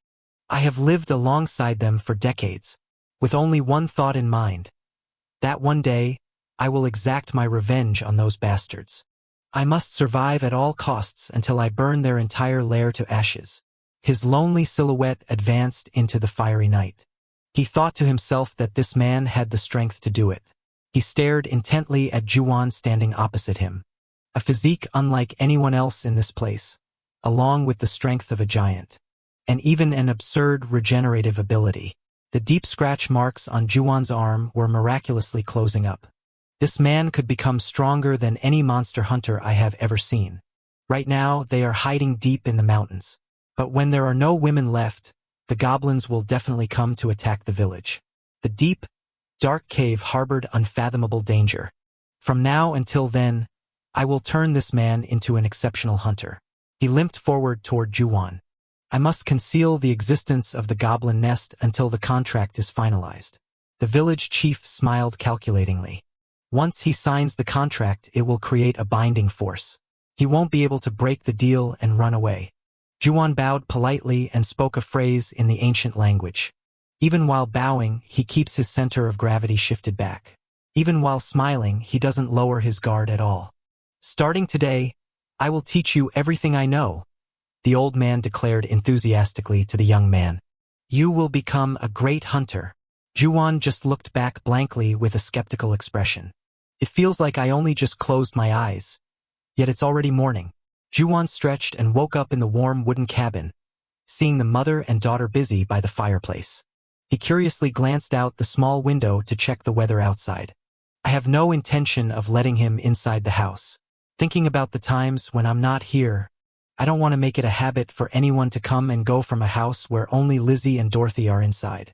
He thought to himself that he needed to ensure the absolute safety of his family when he was away. Shocked, he stopped in his tracks as he came face to face with the village chief right on the doorstep. He really has a very suspicious smile. The smiling face of this old man always put people on edge. Has our Juan returned? That smile looks exactly like the face of an HR manager. Anyway, it seems he's going to teach me how to hunt, so I should study hard. Juan. He slung the cloth bag over his shoulder, telling himself to try hard to learn these survival skills. Lizzie, I'm fine. I'll be back soon. He turned his head to reassure his young wife, who was busy preparing food for him. A clumsy wife preparing a lunchbox. She shyly and awkwardly prepared lunch for her husband, her face flushed with an adorable red. She is so cute. Silence. The little girl stared blankly at her mother fumbling by the stove. Suddenly, the little girl dashed off as if she just remembered something extremely important. Dorothy! The little girl spread her arms wide to block the door, surprising him greatly. Lunchbox! It turned out the little kid was stalling for time so her mother could bring the lunch over. You have to eat well. How strange. She gently tucked the food package into the bag on his back along with a caring reminder. It is wonderful to have a family that always cares about me. Have a safe trip. That phrase probably means, have a safe trip. Have a safe trip? Have a safe trip. I'll be back soon. Lizzie called out loudly to Dorothy when she saw the mischievous little girl pointing at the pile of things, making the child startle and turn around in confusion. Little Dorothy ran over quickly with a radiant smile and wished her father a safe trip. Juan smiled, waved goodbye, and promised Dorothy that he would be back soon. Juan walked alongside the old man but felt reluctant to leave, thinking to himself, this sucks. I really don't want to leave the house at all. His eyes softened as he looked back toward his little home. It's just because my new wife and daughter are way too cute. Two figures walked silently through the dense forest bathed in morning sunlight. Juan wondered to himself, how long have we been walking? He frowned slightly, wondering, what exactly does he want to show me that is taking this much time? The old man suddenly stopped and spoke a strange phrase in the ancient language, making Juan halt in surprise. Juan looked down and wondered, is he telling me to look at his feet? He continued walking with incredibly steady and decisive steps. Every step he took left a strangely deep footprint in the ground. Juan widened his eyes in astonishment at the bizarre sight before him. He intently watched the old man's back and realized his footprints were truly strange. He secretly speculated if this was some kind of footwork from martial arts novels. Maybe it's the 1,000-pound drop or stomping step? Juan told himself, regardless, if I want to learn it, I have to observe and imitate him. He began lifting his feet and trying to adjust his posture to step down forcefully. Juan concentrated intensely, copying the old man's movement rhythm step by step. The old man looked back, saw his effort, gave a slight nod, and smiled with cryptic satisfaction. Old Gus started teaching me all sorts of things about this mountain. He told me to touch the trees and taught me that every mountain has its own unique flora. Juan crouched low to the grass, tracing the uneven contours of the ground with his fingers under the strict supervision of the old man. He helped me get used to the terrain by making me trace the shape of the ground with my hands over and over again. He sat down to rest on a large rock along the steep mountainside, tiredly looking at the sturdy back of the old man standing and observing below. The old man slightly bowed his head, reaching his wrinkled hand into the rough leather pouch on his hip to search for something. The old man's bony fingers pulled out a small wooden smoking pipe from the pouch. Seeing the old man take out a piece of hardtack to eat, Juan cheered inwardly. Finally, I finally get to eat the lunchbox that Lizzie prepared with so much love. He gently lifted the lid of the wooden box, revealing the appetizing food inside. Wow, it smells so good. But his joy was cut short as the old man's stern shout echoed, demanding he not open the lunchbox here. Juan looked up in shock at the old man pointing at him with a warning glare. He suddenly realized the reason and let out a soft exclamation of understanding. The smell of cooked food is too strong in the forest. This scent will easily spread throughout the woods. Wild animals will detect it immediately. Lizzie worked so hard to prepare this lunchbox for me this morning, but this will probably be the first and last time. I want to cry. So this is where he lives. Gus stepped out of the house holding 2 bows, making Juwon inwardly question. Huh? The shape of that bow looks a bit strange. The only bow shapes I know are ones with a D-shape or C-shape curve. He stared at the perfectly straight piece of wood strung with a crude string. How can anyone shoot with a bow that straight? The old man handed him a straight bow and coldly ordered, "Take this bow and follow me." Juwon watched the old man's back as he walked ahead with the large bow on his shoulder, internally wondering in amazement if this was really possible. Looking at the giant bow in the man's hands, Juwon thought to himself, it looks like it would take superhuman strength just to draw a massive bow like this. The old man channeled strength into his arms, slowly and masterfully drawing the thick bowstring straight toward the sky. Even while drawing such a heavy bow, he didn't falter in the slightest. It was as if time had stopped. The arrow tore through the wind, soaring through the air, aimed straight at the ancient tree trunk in the distance. The arrow embedded itself deep into the center of the wooden trunk, creating a powerful shockwave that shook the surrounding leaves. Witnessing the old man's perfect arrow trajectory, Juwon marveled in awe. Wow, so that's how you shoot a bow. Juwon stepped forward, raised his wooden bow, and got into a shooting stance under the old man's supervision. The old man stepped closer, gently using his hands to adjust the young man's shoulders and grip for optimal performance. Struggling to hold the heavy bow steady, Juwon sweated bullets, silently wondering, how can he remain so perfectly still? Focus. Juwon squinted straight at the target, pouring all his concentration into the arrow before him. The words I learned today, along with the movements necessary to become a hunter.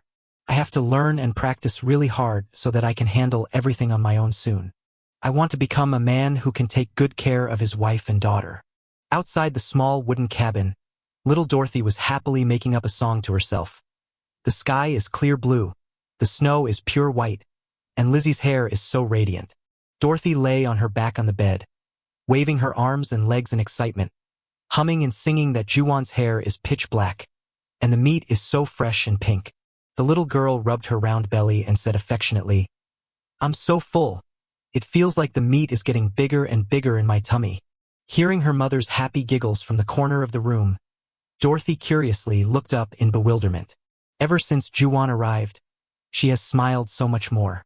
Before, neither of us knew what a smile was. Whenever I hear her laugh, I feel so warm, as if I'm sitting next to a fireplace.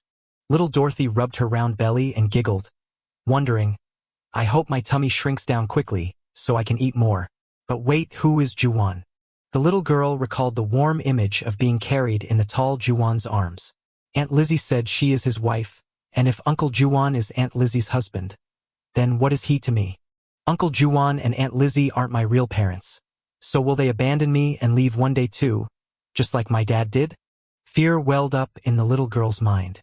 Since Uncle Juwon is Aunt Lizzie's husband, will he only take Aunt Lizzie with him? Her large round eyes filled with anxious tears. What about Dorothy? She startled awake from her wandering thoughts, looking around blankly. Huh? Seeing the empty bed with no one around, she panicked and wondered, huh? Where did she go? In the gloomy darkness, her late father's cruel scoldings echoed in her ears again. You useless girl. If you were a boy, I would have raised you to work, but you are just a useless waste of food. Snapping out of the terrifying memory, the little girl hurriedly scurried toward the corner of the house, telling herself, I have to hide the meat first. Seeing the pile of meat still untouched in the wooden barrel, she sighed in relief. The meat is safe for now. So where did she go? Suddenly, a rough voice from outside echoed in, making the little girl jump. What do you think you're hiding, huh? She panicked and hugged her chest tightly, her heart pounding with fear, not daring to make a sound. Hearing strange noises in the yard, the little girl tiptoed to the window and gently pushed the door open slightly to peek outside. Through the crack, she saw 3 strange men standing in the yard with fierce expressions, thinking to herself, I've seen these people before. They used to come, threaten and beat my dad, then leave. Afterward, my dad would take his anger out on me and my stepmother, beating us ruthlessly. Utter dread enveloped the little girl. Aunt Lizzie. Will she be okay? What if she gets beaten to death just like my mom? In the yard, the blonde man roughly grabbed Lizzie's shoulder, yanked her back, and yelled, I told you to answer me properly, didn't I? I asked what smells so good. You stole our meat, didn't you? Lizzie shrank back in fear, stuttering, No, I didn't. Lizzie tried to explain through her tears that her husband hunted and brought it back. But the blonde man leaned in close, smirking evilly. What kind of nonsense are you spouting? Do you think hunting is that easy? The brown-haired man standing next to him joined in, shouting, Your husband died, leaving you with nowhere to turn. We found you a new husband just so you could keep your life. And now you dare to steal from us. Lizzie teared up, trying to explain to the crude men in front of her. We should go inside and check. Let's see if she stole anything else. That's not true. My husband hunted it and brought it back. The blonde man roughly pushed Lizzie down onto the grass in front of the house. Shut up. The three men brazenly walked inside the house and started looking around suspiciously. The blonde man reached out in astonishment, touching the giant black wolf pelt hanging on the rack. Oh, is this a wolf pelt? This is huge. It must be worth a fortune. We hit the jackpot. The blonde man ordered his accomplices to ransack the house. Search every nook and cranny for me. Little Dorothy hid under the bed, trembling with fear as she heard the footsteps of the intruders. Hey, there's meat here too? Little Dorothy was extremely anxious, her hands clenched tightly in terror. The men outside started discussing. Those bastards? Did they actually hunt it? Lizzie panicked and ran quickly into the house to protect her daughter and stop the bad men. Look at this bitch. Not long ago, she wouldn't even dare utter a word. The blonde man aggressively struck Lizzie hard, sending her tumbling. Now that you have a husband, you're starting to bare your fangs, huh? Lizzie fell hard onto the cold wooden floor, her brown hair disheveled in pain. Lizzie hugged her aching body, groaning softly on the floor. Lizzie looked in shock toward the corner of the bed where her little daughter was hiding. A red bruise marked Lizzie's face, tears silently falling in her helplessness. She abruptly turned her head when she heard noises from them. Dorothy was absolutely terrified, only able to hide in silence. I just pretended not to know anything. The little girl sobbed quietly, feeling incredibly guilty for not being able to help her mother. I was hated for being a bad kid who only knows how to hide alone. What do I do now? Hey, look at her face. Does she think having a new husband makes life worth living? What if the mountain keeper finds out? Find out what? He doesn't even understand our language anyway. As long as we keep our mouths shut, it's fine. It'll be huge trouble if we get caught red-handed. Besides, mountain keepers are hard to find. It'll be a problem if that guy leaves. Lizzie kneeled on the ground, trembling before the strangers who broke into her house. Then we'll just go into the forest. The blonde man roughly grabbed Lizzie's arm and yanked her up forcefully, despite her sheer terror. I'll take her. You guys pack up the stuff. Ugh. Lizzie tried to struggle, but her small wrist was gripped so tightly by the man that she couldn't break free. You know what will happen if you dare tell your husband, right? We will come in the middle of the night and burn this house down with everything in it. Please, stop. Lizzie choked on her tears, begging hopelessly. Let's hope nothing happens. We just dropped by on a whim and hit the jackpot. The accomplices smirked smugly as they carried away the loot stolen from the house. Little Dorothy's tiny hands dug into the wooden floor. She was trembling, hiding in a dark corner to avoid being seen. Lizzie has been dragged away. Something terrible will definitely happen to her. Dorothy was terrified after witnessing her mother being taken away by the bad men. What if she doesn't come back? The little girl panicked, running around the house, tears streaming down her face out of fear of losing her mother forever. Dorothy stopped dead in her tracks, quickly covering her mouth with her hands to muffle her sobs in the empty house. Wah! Wah! The overwhelming fear made it impossible for the little girl to hold back any longer, and she burst into loud sobs. Juwon! Where are you, Dad, Juwon?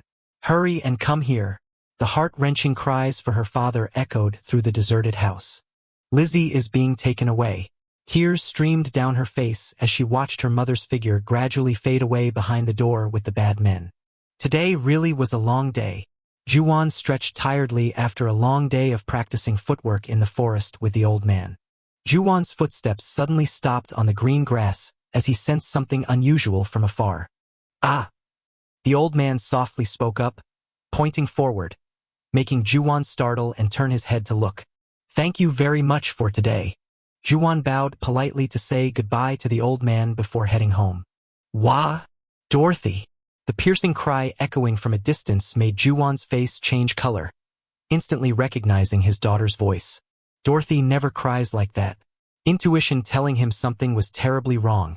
He stared intently in the direction of the wooden cabin. Did something happen at home? Extreme anxiety was clearly visible on his face.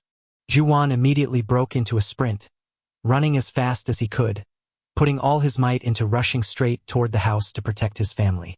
Juwon ran frantically through the gloomy forest, his heart burning like fire at the thought of his little family's safety.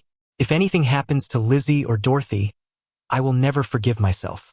He stopped in shock as he witnessed the scene before him. 3 strange men from the village were surrounding and behaving violently, holding Lizzie down, terrifying her. Extreme anger flared up. His eyes flashed with a murderous blue light. No matter who it is, I will kill them. The red-haired guy in the group of thugs suddenly felt a spine-chilling murderous intent behind him and turned his head in bewilderment. Without a word of warning, Juwon charged in like a tornado, throwing a devastating punch straight into the red-haired guy's face, making fresh blood splatter everywhere. The incredibly powerful punch sent the red-haired guy flying backward, tumbling to the ground to the horror of his accomplices. Lizzie trembled, calling her husband's name as she saw him appear like a guardian deity. His face at this moment was cold and terrifyingly chilling. Juwon! The red-haired guy lay on the ground groaning in pain, while Juwon coldly stepped over him, heading straight toward the remaining 2 with sky-high murderous intent. The black-haired guy was utterly terrified. Suddenly, 2 hands tightly gripped his neck. Juwon closed the distance in a flash, grabbed the black-haired guy's head, and delivered a vicious knee strike straight to his face. The black-haired guy was thrown back, clutching his face and groaning in agony before collapsing onto the grass, witnessed by Lizzie and the last accomplice. The remaining blonde guy roared in anger, swinging his fist to launch a sneak attack from behind Juwon. But Juwon was faster. He ducked to dodge the blow, then charged forward and tightly grabbed the blonde guy's waist. With extraordinary physical strength, he hoisted the blonde guy into the air despite his miserable screams of surprise. Juwon used all his might to slam the blonde guy down onto the hard ground with a devastating blow. Pinning the opponent down, he raised his fist high, his mind filled only with the will to protect his family. Cannot stop here. He continuously rained brutal punches down on the blonde guy's face. Human nature is truly filthy and ugly. Once you are looked down upon by them, everything is over. I must engrave this into their minds, so these bastards never dare come back here again. A violent aura of mana erupted around his body. Lizzie stood nearby, utterly shocked and terrified by her husband's unprecedented brutality. Lizzie's piercing cry echoed, pulling him out of his frenzy. Juwon! He stopped his fist in shock and turned his head to look at his wife in bewilderment. The blonde guy took the opportunity to aggressively swing a sharp sickle, aiming to attack Juwon from behind. A loud shout of warning came. Juwon! Watch out! A burly hand suddenly grabbed the attacker's wrist tightly, stopping the vicious strike by a hair's breadth. Juwon spun around and twisted the blonde guy's arm behind his back, making the man scream in agonizing pain. Juwon's face was full of fury. The sickle was only millimeters away from piercing his eye. Old Gus hurried over, shouting an order. Juwon! Stop immediately! He held his arm and said in a deep voice, I'm telling you to calm down. The old man pointed toward the wooden house and reminded him, Can't you see how terrified your daughter is? Lizzie stood anxiously watching from a distance, her face clearly showing shock at the violent scene. Little Dorothy peeked her head out from the wooden door, her tear-filled eyes sobbing loudly out of sheer terror. Juwon looked back at his wife and child in stunned silence. The magical flames around his body gradually died down, Thick white smoke billowed from the chimney of the wooden cabin in the quiet forest. Lizzie thought to herself, he looked so gentle, as if he didn't even know what anger was.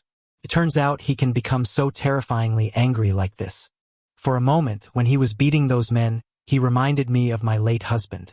I wondered if I would end up being beaten like those men lying flat on the ground, and a surge of fear welled up for a fleeting moment. But the second I looked into Juwon's eyes, that thought vanished. Those eyes had no intention of intimidating me. They were the eyes of someone desperately trying to protect me. And now, Juwon's eyes look like those of someone thinking that I am afraid of him. Juwon softly calls his wife's name. She wonders to herself, why would the reaction of a useless woman like me make him so worried and afraid? Lizzie gently clutches the hem of her shirt over her chest, trying to suppress her surging emotions. There is nothing left to fear, so why am I trembling like this? That is exactly why he thinks I am afraid of him. Husband, please do not make such a heartbroken expression. Using words to tell you that I am not afraid of you at all would be so easy. But because we do not understand each other's language, she calls out Juwon's name loudly, her face full of anxiety and shyness. Their feet gently step closer to each other. His large hand softly reaches out and holds her small hands. The moment I touched his warm hand, I became certain of one thing. If I am by this person's side, I will be safe. No one will ever be able to hurt me again. She gently presses his rough hand against her cheek to feel the warmth. Thank you. Juwon stands silently, looking at his wife's tearful smile with deeply moved eyes. He softly calls Lizzie's name upon seeing the absolute trust in her eyes. He suddenly pulls her into a tight embrace and softly thanks her. Why is she so grateful? If anyone needs to be thankful, it should be me. Her eyes suddenly widen in surprise as she hears a strange noise coming from the house. Little Dorothy stands crying pitifully at the door, her eyes brimming with tears. She calls out Juwon's name in panic and points toward their crying little daughter. She hurriedly calls out Dorothy's name and quickly runs toward the little girl. Dorothy, are you okay? She lets out a gasp of shock upon seeing the little girl trembling in fear. Little Dorothy stands curled up on a wooden box, her entire body trembling as tears roll down, forming a puddle at her feet. Let me clarify, those are tears. Actual tears. Not that other kind of water. I was the one who called for help, but when I saw Juwon's giant fist swing, I was terrified. His powerful punch sent that ugly man flying in pain. The swollen faces of my stepmother and Lizzie kept flashing in my mind. Faces covered in red, blue, and yellow bruises from the ruthless beatings in the past. Thinking that my face will end up like that one day makes me absolutely terrified. I must not cry. If I cry, I will be beaten even more. The little girl tries to bite her lip tightly to stop the tears from falling. And I need to apologize to Lizzie immediately and admit my fault to her, before she starts ignoring me like a ghost, just like my stepmother used to do. Lizzie, I'm sorry for hiding instead of helping you. So please don't leave me all alone. Little Dorothy cries while spreading her arms wide, begging for forgiveness from her kind stepmother. It was my fault. The little girl chokes on her sobs, then hurriedly runs as fast as she can toward her mother. Dorothy, what are you talking about? Lizzie immediately drops to her knees and hugs the little girl tightly to soothe her fears. Earlier when our eyes met, I just pretended not to know you, because I was afraid those men would notice you. Lizzie chokes out her explanation while tears stream down her cheeks. Dorothy is absolutely not at fault. Not at fault at all. Hearing her mother say that, the little girl grips her mother's shirt tightly and looks up, asking hopefully if that is really true. You were really scared, weren't you? But everything is okay now, because Dad is here. The little girl asks again in confusion, since her abusive biological father passed away a long time ago. Dorothy, don't you know who Juwon is? Juwon is Juwon, and Lizzie's husband too. I know that. Lizzie lets out a soft chuckle at her little daughter's incredibly innocent answer. That's right. Juwon is my husband. Therefore, he is Dorothy's father. The little girl repeats the word with an expression full of doubt and bewilderment. I am Dorothy's stepmother, right? Yes. So, since Dorothy is my daughter, Juwon will become Dorothy's father. No way. The little girl screams in astonishment at this unexpected logic. Dad? The image of Juwon's broad and sturdy back flashes in the little girl's mind. He is my dad? That's right. Lizzie nods firmly to confirm and reassure her daughter. Juwon is different from your late father. He is not someone who will beat us. He is someone who will protect us. Lizzie gently strokes her daughter's head and explains the warmth of her new husband. Is it because he is Dorothy's dad? Because I called him for help? The image of Juwon fighting bravely to protect her appears touchingly in her mind. Lizzie looks in astonishment as her little daughter curiously clings to the wooden windowsill, eagerly looking out toward the valley. Dorothy cups her tiny hands around her mouth and uses all her might to yell out the window as loudly as she can. Dad! A person with a large face, a massive body, and giant hands and feet is Dorothy's dad. A super strong and amazing dad who protects Dorothy and Lizzie. Someone who doesn't hit me at all. Someone who hugs me tightly every night when we sleep together. Someone who smiles at me. Someone who gives me meat to eat and even gave me a name. To think that the person who gave me my name is my dad. How wonderful is that? Hearing the familiar call from behind, Juwon startles and turns his head with a look of surprise. Dad! The image of the tiny daughter running radiantly toward him is clearly reflected in the father's deep black eyes. Dad!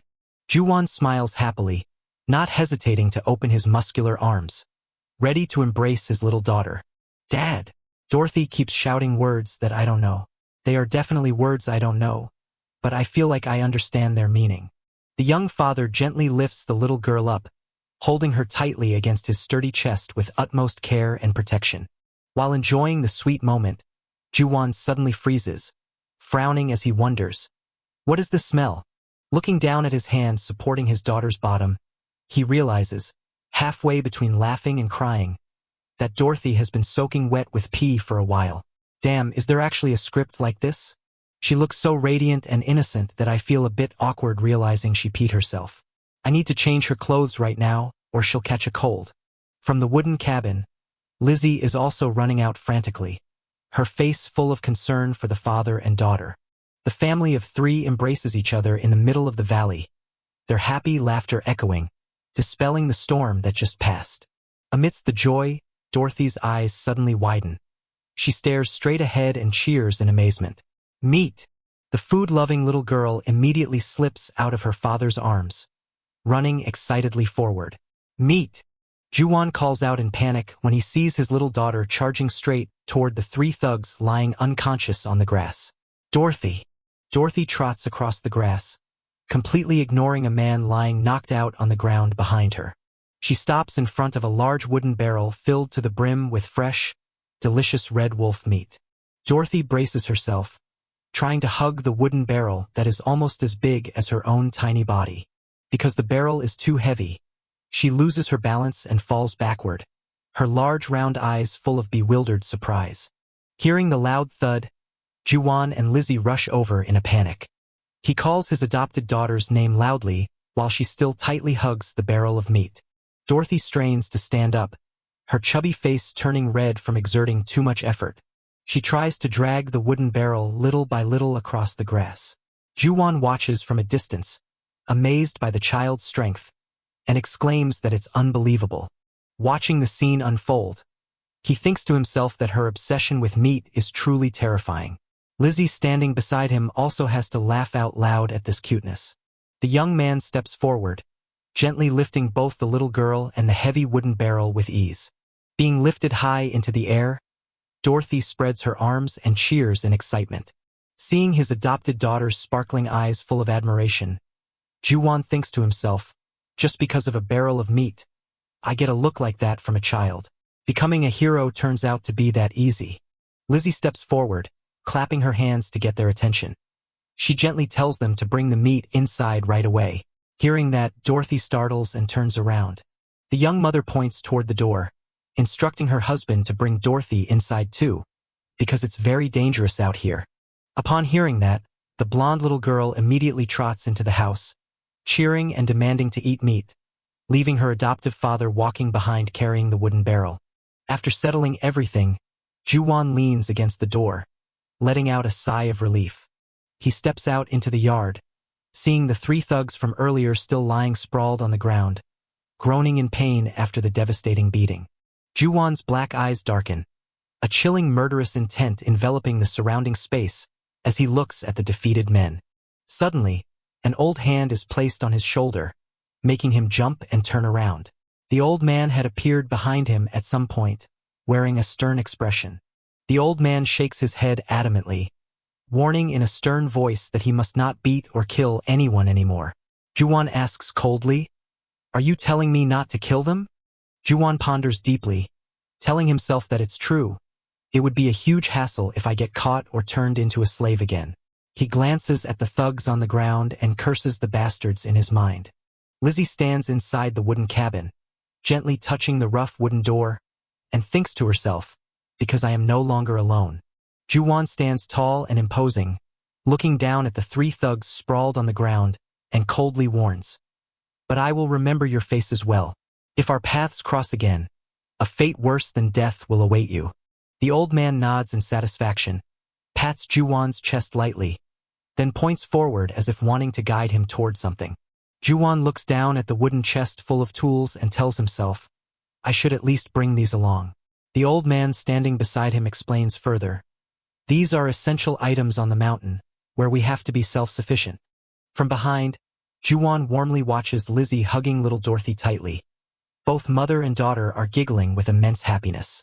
Ju-won smiles gently, carrying the precious black wolf pelt with one arm, while heavily lifting the wooden chest with the other as he walks into the house. He sets the wooden chest down on the floor, then bends over to rummage inside for tools. Ju-won pulls an iron hammer out of the chest, his eyes narrowing with determination as he thinks, "Losing my family once was more than enough." Ju-won's muscular face shows a hint of contemplation. His deep black eyes reflect the unwavering resolve of a man ready to shoulder any storm. Watching Lizzie and Dorothy radiantly waving to welcome him, Ju-won makes a firm resolution in his heart. No matter what happens, at the very least, I will protect these two. Ju-won gently caresses the red bruise on Lizzie's cheek and thinks with a heavy heart, "If I could use magic, I could have made a bruise like this disappear instantly." Lizzie smiles brightly to reassure her husband. She reaches up, gently pinches his cheeks, and says, "I'm okay." Ju-won's muscular face is squeezed into a funny shape, leaving him in embarrassed silence. Without giving his wife time to react, Ju-won suddenly leans down and scoops Lizzie up in his sturdy arms. Ju-won stands up holding Lizzie. He looks at her affectionately and softly reminds her, "The floor is cold." Lizzie startles and blushes, only able to gasp in flustered surprise.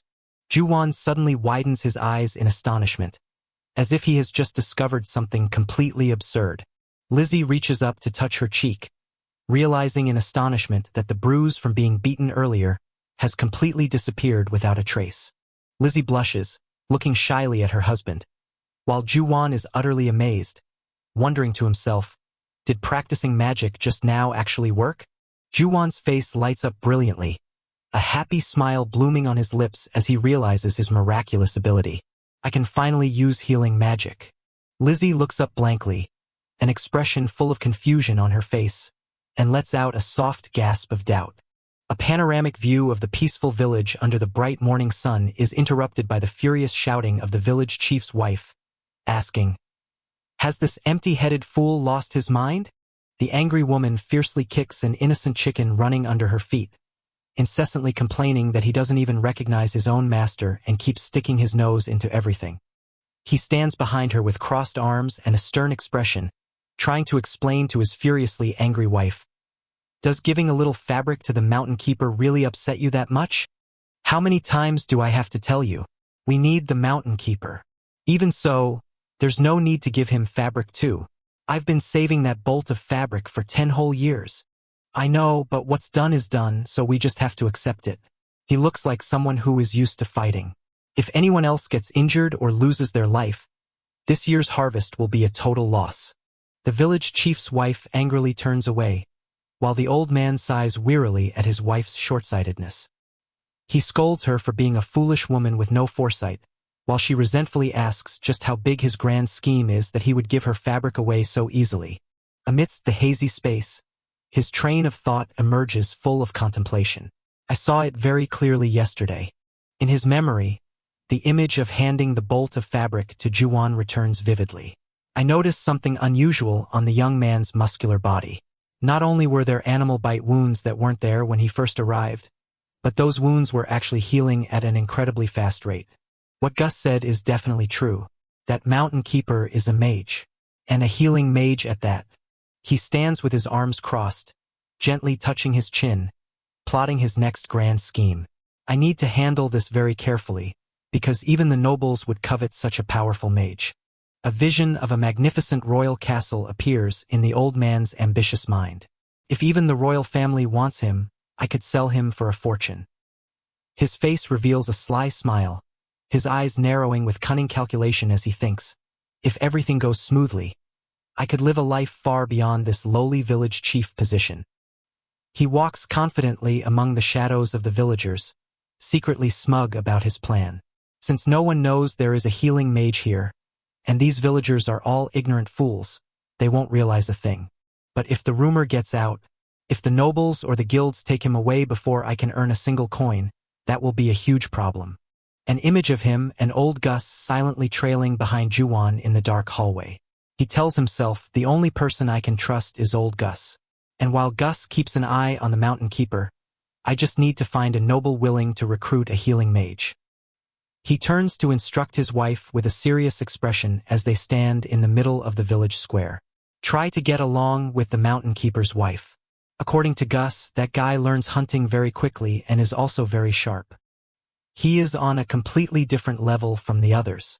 If we aren't careful, he might realize we're skimming off the Lord's goods and report us. Furthermore, I heard he spoils his newlywed wife a lot.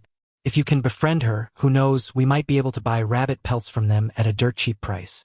The wife gently strokes her hair, then turns and walks away, agreeing with her husband's plan. Anyway, there are things that women need to do together. We should return some of the items we took from the mountain keeper's tent. He bends down to pick up dry firewood from the ground and continues discussing. He is on a completely different level compared to the random guys we brought in before. If we don't act right now, it will definitely become a massive problem later. His hand forcefully throws the dry branches into the fiercely burning fireplace. The flames flare up, clearly illuminating the calculating face of the man standing nearby. It's a pity, but there's no other way.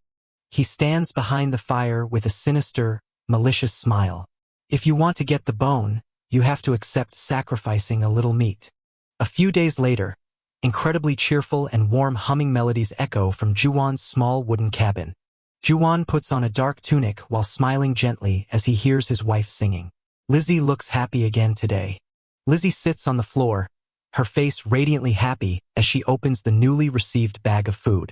The village chief must have thought one bolt of fabric wasn't enough, so he sent a bunch of other things this morning. Can just getting back some old items and cooking ingredients really make her that happy? Even when her bruise disappeared right before her eyes, she was never this thrilled. Looking at Lizzie reminds me that happiness is always found in the smallest of things. That is why I love her, because a woman like her is my wife. Juwon looks down at his wife affectionately and tells her he's leaving, making Lizzie ask blankly, "You're leaving right now?" The couple playfully teases each other, pointing at one another and giggling sweetly before he sets off. Lizzie stands leaning against the door, waving goodbye to her husband, telling him to be careful. Juwon walks briskly on the green grass toward the deep forest, thinking to himself, Gus said he's going rabbit hunting today. He steps into the woodshed to prepare his hunting gear, wondering, are we going to catch any rabbits today? The image of little Dorothy dancing joyfully with a bone in her hand appears in his mind. Especially for Dorothy, since she's always asking for meat, I really hope we can catch a rabbit today. Juwon tightly grips the wooden handle of the axe on his shoulder, his face showing a hint of hesitation and worry. But if a rabbit really appears, will I actually be able to bring myself to kill it? He shakes his head vigorously to dispel his hesitation, telling himself, if I want to survive as a hunter, I have to throw away the softness of a modern man. But in his heart, there is still a lingering unease that he cannot shake off. Whenever I picture a cute, round, and soft white rabbit, I can't help but think of my own rabbit-like wife. How could I possibly bring myself to kill it? The morning sunlight filters through the dense canopy in the wild forest. If we do catch one, I hope it looks really hideous. From the dark bushes, a black, rabbit-like creature with a sharp horn on its head and eyes glowing red like fire suddenly emerges threateningly. Stepping out of the small wooden cabin into the warm sunlight, the young man breathes a sigh of relief after a hard morning's work. I've carried the water and chopped all the firewood, but I still have some free time. He spreads his arms wide to embrace the sunlight, tilting his face up to the sky, feeling refreshed. Maybe I should practice some magic? Since then, healing bruises and similar things has become easy, but I haven't even been able to create a single spark. The memory of the life and death battle with the giant wolf returns, when the magical flames erupted to protect him. So why did it work back then? He slightly narrows his eyes in thought, a drop of sweat rolling down his cheek. Because it was an emergency? He stands up straight, closing his eyes to concentrate his mind and feel the energy inside. Focus on circulating something in my dantian. He suddenly thrusts a hand forward, channeling his energy, and shouts with determination, "Firestorm!" Nothing happens. The atmosphere remains completely silent, leaving him with only a helpless, forced smile. I didn't expect much anyway, so I don't even feel disappointed. Dorothy would definitely be so happy if I could create fire. Healing magic doesn't glow or make cool sound effects, so Dorothy doesn't really like it. I really wanted to show her a little fire. What a pity. Suddenly, tiny orange sparks begin to appear right on the tip of his finger. Ha! A tiny flame flickers to life on his index finger. He smiles in amusement at his first success. Fire. But it just looks like the flame of a lighter. The wooden door creaks open, and little Dorothy steps out into the yard, rubbing one eye sleepily. The little girl is still half asleep, slightly squinting her round golden eyes and continuing to rub them. Dorothy suddenly widens her eyes, staring straight ahead with an expression of utter astonishment. Dorothy cheers excitedly upon seeing the small flame flickering on her dad's hand. Dad's hand is making fire. Juwon steps back a little nervously to avoid hurting the little girl. Dorothy, you're standing too close. What if you get burned? The little girl laughs mischievously and runs off. I have to go tell Mom that Dad is using fire magic. Her eyes widen in awe as she gazes at the magical, sparkling little flame on her dad's finger. Lizzie steps out of the house, calling out to her little daughter, Dorothy! She covers her mouth in sheer shock as she witnesses the magical flame dancing on her husband's finger with her own eyes. Lizzie approaches, stuttering, Juwon, there's fire coming from your hand. Dorothy jumps up and down in joy. Mom, Dad is using fire magic. Seeing that both mother and daughter really like it, he thinks to himself, I really want to make the flame bigger, but controlling this magic is truly too difficult. Anyway, it's great that I can use both types of power now. Hopefully, later on, I can at least use it to start a campfire. Lizzie lets out a soft gasp of surprise as she sees the flame continuing to burn. Juwon looks on blankly as he sees the mother and daughter suddenly turn their backs and run away. Huh? You're not going to watch anymore. But immediately after, he also lets out a gasp of shock.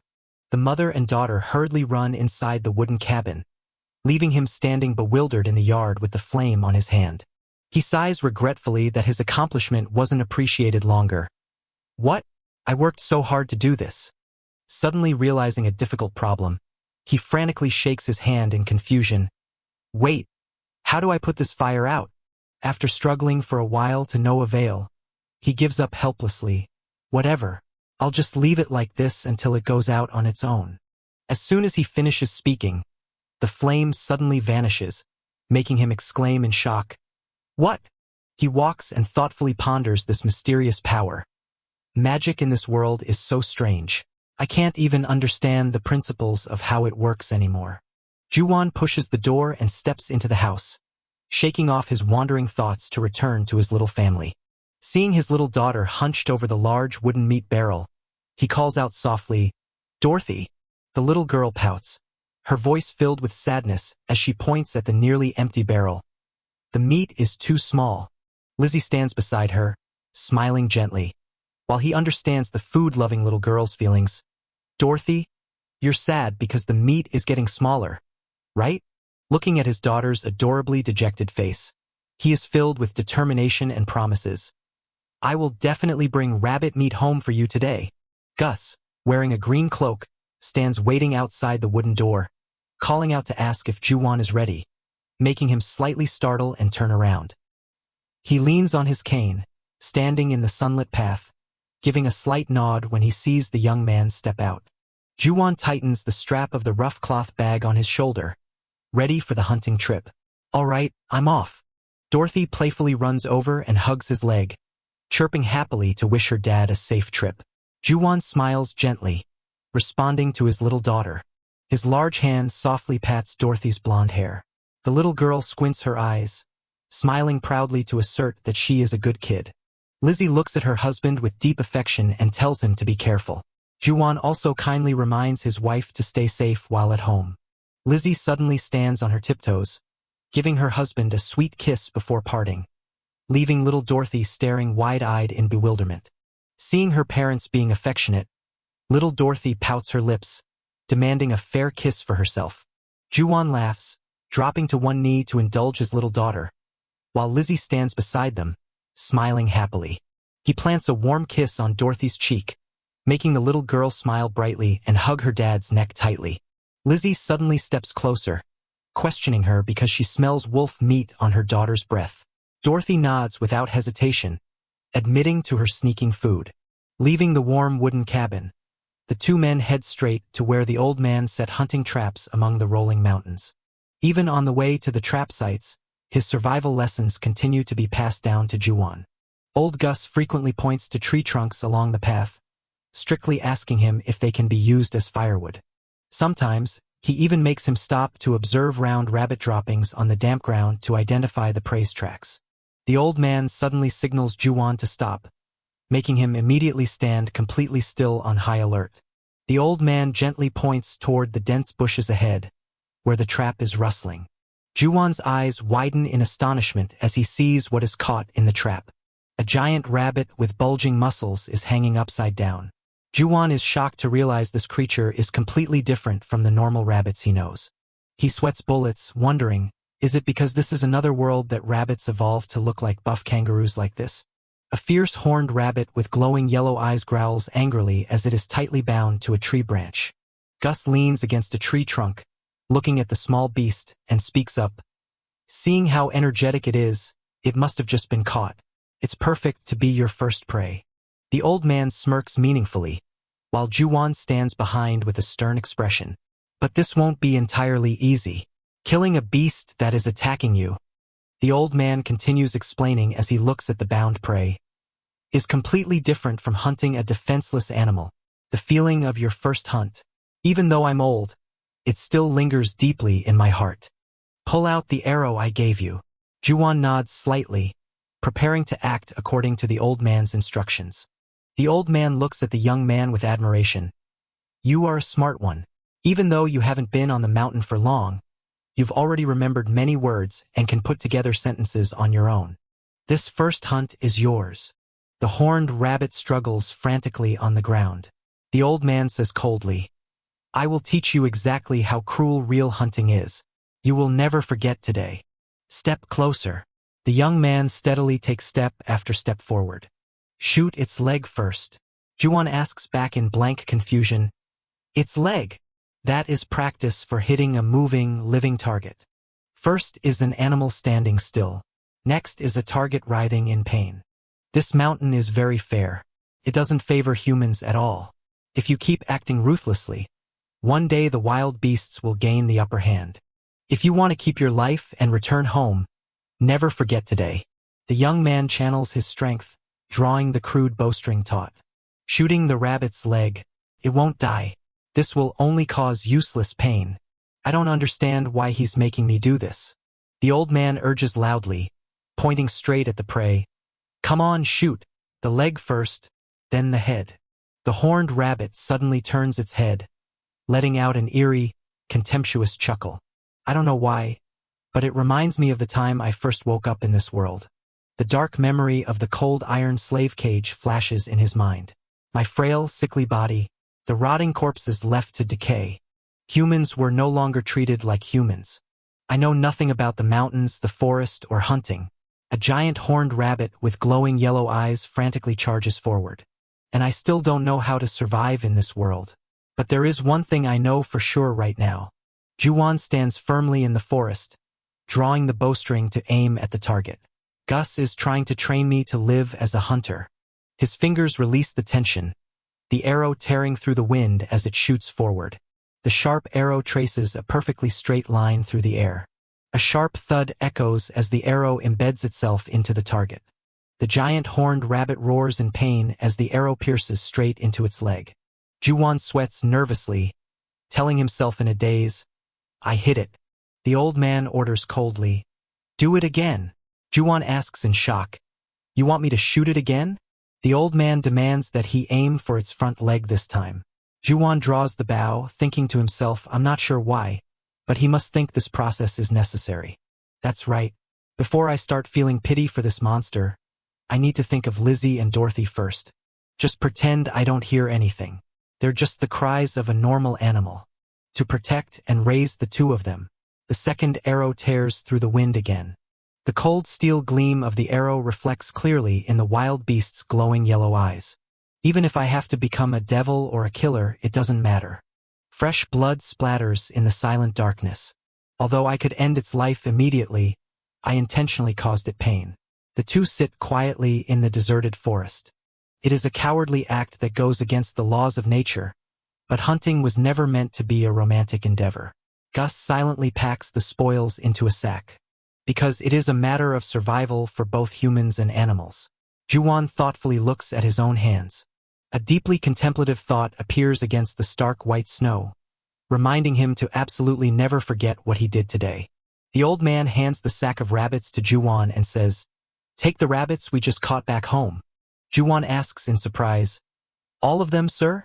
The old man smiles kindly at the young man and says softly, "You're too quick to thank me." The old man leans on his cane, walking forward, and signals, "Let's go catch the last rabbit." Juwon's eyes narrow in deep concentration, intently watching for movement ahead. A small, brown-furred horned rabbit lies motionless in the grass. Juwon remarks quietly, "That one looks different from the rabbits we caught earlier." The old man urges, "This is the last one, so catch it quickly." Juwon suddenly stops, holds the mouth of the sack tightly, and says softly, "Wait a minute. Instead of killing it, can we raise it? Raising rabbits isn't too hard, and they reproduce a lot, right? If there comes a time later when we can't hunt and are starving, they could even be used as an emergency food supply." "Goose, I want to raise a rabbit. Kill? No." The old man can't help but laugh at the young man's sudden innocence and kindness. "All right, let's do that. Catch it alive." "Yes, sir." Juwon eagerly shoulders the sack, walking briskly through the lush green canopy. He gently drops to one knee, tiptoeing closer to the target so as not to startle it. The chubby rabbit's back is turned, completely unaware of the approaching danger. Gus's simple small wooden cabin appears peacefully under the brilliant morning sunlight. When I lived in the real world, I never hoped to have a family of my own. So there was nothing special I wanted to accomplish. He watches Gus meticulously using a knife to whittle a piece of wood, telling himself, doing things like this feels a bit strange. He observes the house. Juwon startles when he sees a wooden box emitting a faint light on the long table in the corner of the room. That wooden sign on that iron cauldron. It looks like it is engraved with the writing used in this world. That's it. If something like this is here, then maybe... Juwon hurries over to Gus with the wooden tag, stammering with his limited vocabulary to ask a favor. He asks, "Gus, you know this?" "I learn." "Goose, teach." This. The old man asks back in surprise. You want to learn? Really?" The old man turns around and looks straight into Juwon's eyes with suspicion. He asks, "Don't tell me. You want to learn this?" Juwon firmly replies, "I want to. Very much." The old man scratches his head, appearing to ponder the young man's sincere request. He mutters. Then, the old man quietly turns and walks toward the large wooden chests stacked in the corner of the room. Juwon follows curiously. The old man bends down, opens the lid of the wooden chest, and begins searching for the right item. He says, Let me see. Then you'll need this too. Gus pulls out a stack of wooden tags tied with string and hands them to Juwon. He says, I'll give them all to you, so take them. Juwon accepts them joyfully and pleads, Now this? Teach me, please. The old man smiles slightly, then turns and walks ahead to lead the way. He says, Follow me. Juwon quickly responds, Yes. Juwon sits seriously at the wooden table, holding a quill pen, carefully writing his first strokes on a piece of rough parchment. Gus stands behind him with crossed arms, quietly observing Juwon's diligent back, and thinks to himself, He is truly a strange one. What does he want to learn to read for? I never thought I would still keep the things I bought in case I achieved military merit and was hired by a noble. The old man looks down at his limping leg, his heart filled with regret over his futile efforts in the past. I spent so much time learning to read. If I knew everything would end up like this, I wouldn't have bothered. Stop thinking about it. That is all in the past now. He steps toward the door, casting his gaze toward the rolling, dangerous mountains ahead. Anyway, it's time for me to start scouting the mountain to look for traces of the goblins. They must be living in a village somewhere. I will have to go deeper into the mountains. Just as animals enter their breeding season when spring arrives, goblin activity also increases during this time. Gus looks back at Juwon, who is still studying diligently under the morning sun, secretly appreciating his capability. Even though he still lacks experience, he learns hunting incredibly fast. If he teams up with seasoned adventurers, he could totally hold his own. The old man limps away, his hand clenching as he feels a throbbing pain radiating from his old wound. My injured leg is particularly sore, which means it won't be long before I find those damn goblins. I will kill them all, leaving not a single one alive. The wind blows through the lush green leaves surrounding the peaceful wooden cabin at the edge of the deserted forest. Is this one for me too? That's right. Really? When will it be done, Mom? Dorothy, do you know how many times you've asked that? I don't know. A soft noise from the door makes the mother startle, stop her scissors, and look out warily. Juwon. The blonde little girl cheers excitedly and runs out to welcome her adoptive father returning from his hunting trip. Dad. He smiles, gently lifting his little daughter up with one arm. Dad, these are new clothes. Dorothy's new clothes. Oh. He sets the rough cloth bag down on the floor but suddenly notices something unusual inside. Huh. The bag suddenly shakes violently, as if something is struggling inside. What is that? The bag is moving. So strange. Why is the bag moving? Dad, is this magic? The bag's magic. It's not magic. I'll show you. Wow. Dad is so strong. He is. He's holding Dorothy and untying the string with just one hand. His gentle wife steps closer, reaching out her small hands to help her husband untie the knot on the cloth bag. Let me help you. As soon as the knot loosens, two long rabbit ears suddenly pop straight up from the opening of the bag, to the utter amazement of the couple. It just moved. The little girl cheers excitedly and runs quickly toward the bag. A rabbit. Dorothy, let me take it out for you, wait a moment. The mysterious creature inside the rough cloth bag continues to wriggle vigorously, preparing to jump out.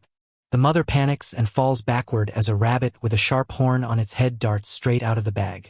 Dorothy's large, round golden eyes widen to their absolute limit, filled with astonishment and shock at the sight before her.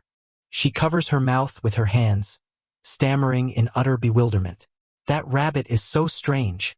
On the rabbit's head, a small, pure white rabbit with a tiny horn on its head looks around in confusion. It has a horn. Dorothy cheers in excitement when she sees the adorable rabbit. It's so cute, but Lizzie hurriedly stops her daughter. Don't go any closer, Dorothy. Lizzie anxiously reaches out to shield her little daughter. It has a horn, so it might be dangerous. Lizzie tiptoes closer to the horned rabbit standing still on the wooden floor. Mom will catch it for you. Lizzie squeezes her eyes shut and lunges forward to grab the rabbit. Hop! Lizzie looks in bewilderment at the horned rabbit resting snugly in her hands. Huh? I caught it. Lizzie wonders in confusion while Dorothy stands nearby, looking with eyes full of admiration. But it's a rabbit. There's no way it should be caught this easily. The rabbit suddenly squirms weakly in Lizzie's hands. Wait a minute. Lizzie panics when she discovers a large bruise on the underbelly of the trembling little rabbit. Oh my God, I think it's hurt. Dorothy anxiously clings to her mother's dress, her face crumpling as she's about to cry. Is the bunny hurt, Mom? Oh no, the bunny is in so much pain. The little girl turns to ask for help from Juwon, who is standing quietly watching from behind. Dad, the bunny is hurt. Juwon asks back in surprise. Hurt? Juwon steps forward, places a hand on his chest, and offers to help. Give it to me, I will. Lizzie timidly hands the trembling horned rabbit over to her husband. Here you go. Juwon gently takes the little rabbit with both hands, his eyes showing clear tenderness and intense concentration. A warm, golden stream of healing magic illuminates from Juwon's palms, completely enveloping the horned rabbit's body. The injury vanishes completely. The little rabbit becomes healthy and peacefully lies still.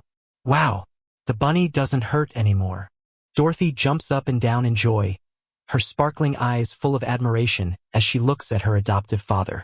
Dad, you're so amazing. You're really amazing.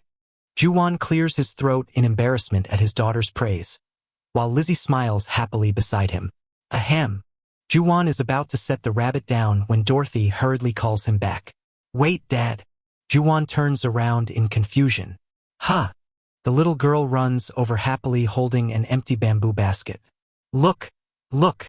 Juwon gently places the small bamboo basket for little Dorothy. She looks up at her adoptive father with eyes full of curiosity and excitement. The bunny is sleeping. Inside the bamboo basket, a small, pure white-horned rabbit is curled up, sleeping soundly.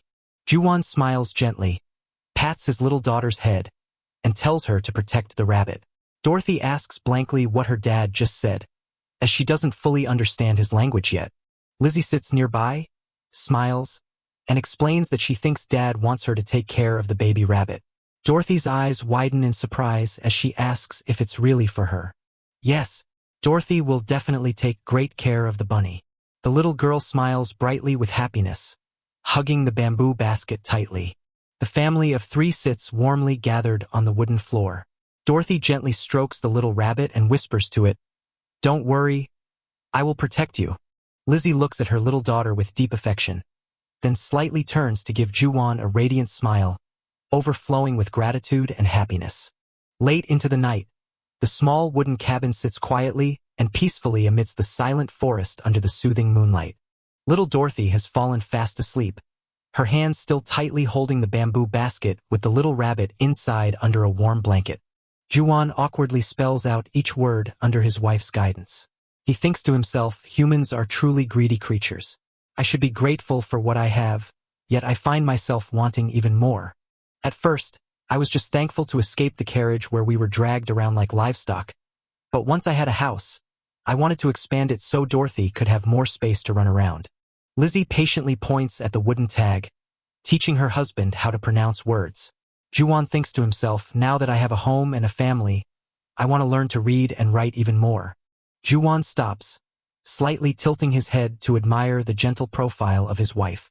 He tells himself, of course, what I am most grateful for is her. Lizzie smiles, continuing to read the words apple and pear on the wooden tags. Juwon thinks sympathetically.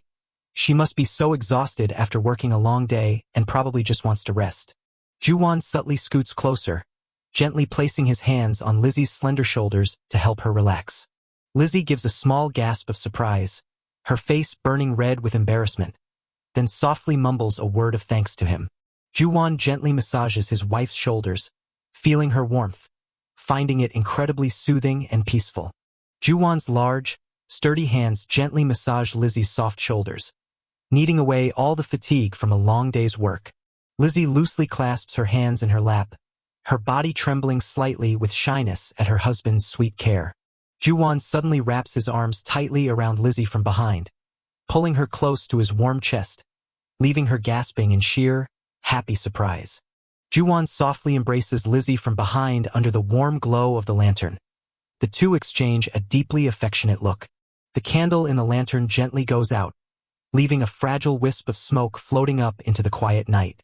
The horse carriage travels along the dirt path cutting through the forest. To get to the large city where the information broker is, I have to ride the carriage for a day and a half. It hasn't even been half a day and my body is already aching all over. What a hassle, not to mention the carriage fare and the fee for the broker. But it is totally worth it. The village chief slightly bows his head, chuckling with calculation. Most healing mages are small and frail. But that bastard mountain keeper is different. In my entire life, I have never seen anyone as massive and strong as him. He laughs inwardly with smug satisfaction. At this rate, I will definitely earn a few gold coins easily with this information. The fellow passengers in the carriage begin to chatter animatedly. So what happens next? Shouldn't we summon a hero too? Well, it seems our country has already tried summoning a hero a few times. There is a rumor that the temple might have successfully summoned one. What if the hero appearing in the enemy nation is just a fake? Honestly, we don't even know if that hero truly exists. How can we believe in someone who supposedly existed hundreds of years ago? No one has even seen him with their own eyes. They say the hero looks different from us. If he's a fake, he will be exposed soon enough. The old man ponders with a deeply worried expression.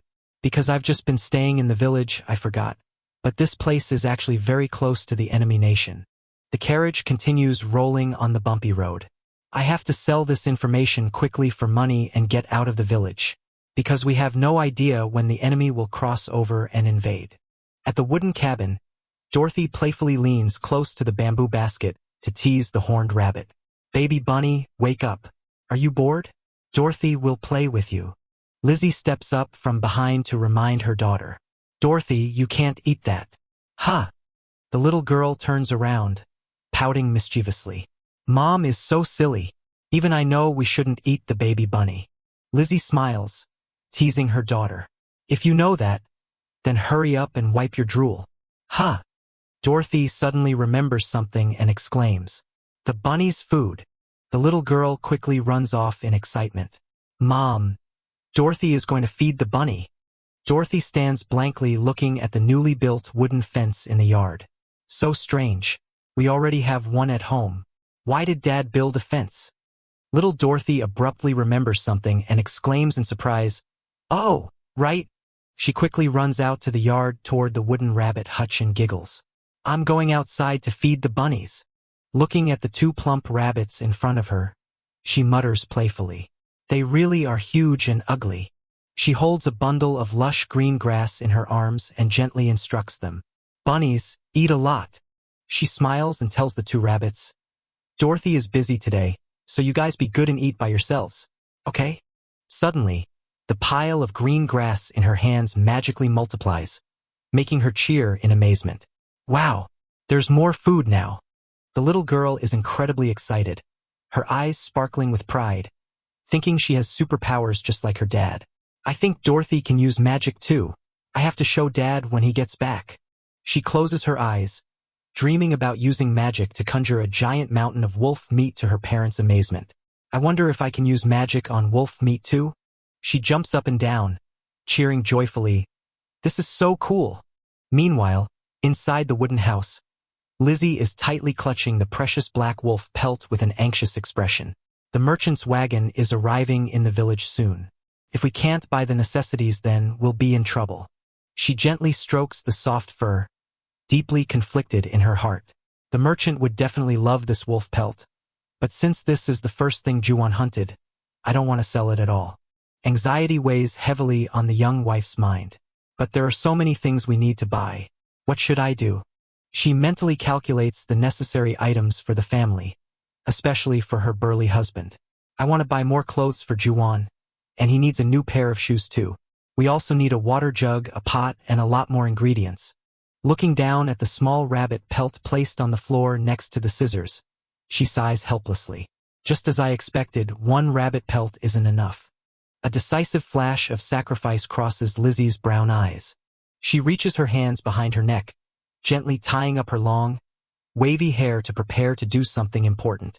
Her small hand resolutely grabs the sharp scissors resting on the floor. Just then, Ju-won's familiar, warm, deep voice echoes from the yard. Lizzie, Dorothy, I'm home. Dorothy cheers in excitement and charges straight into her dad's arms. Dad! Juwon smiles, opening his arms wide to catch the little girl. Dorothy! Lizzie steps out the door, looks tenderly at the father and daughter hugging, and smiles a gentle welcome. Welcome home. Juwon calls his wife's name in shock.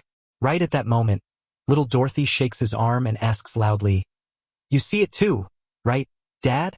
Dorothy cheers in surprise seeing that her mother's long hair has disappeared, replaced by incredibly neat and beautiful shoulder-length hair. Juwon looks at his wife in shock, a feeling of indescribable heartache rising within him as he softly calls her name. Where did Mom's hair go? Mom cut it. Why did you do that? Your long hair was so pretty. Juwon is stunned, guessing if she did this for him, while Lizzie smiles slightly, saying she felt sorry for his hair.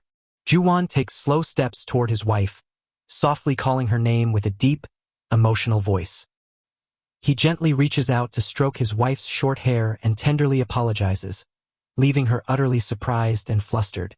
Looking deeply into her husband's warm eyes, Lizzie thinks to herself that he truly is an incredibly strange man.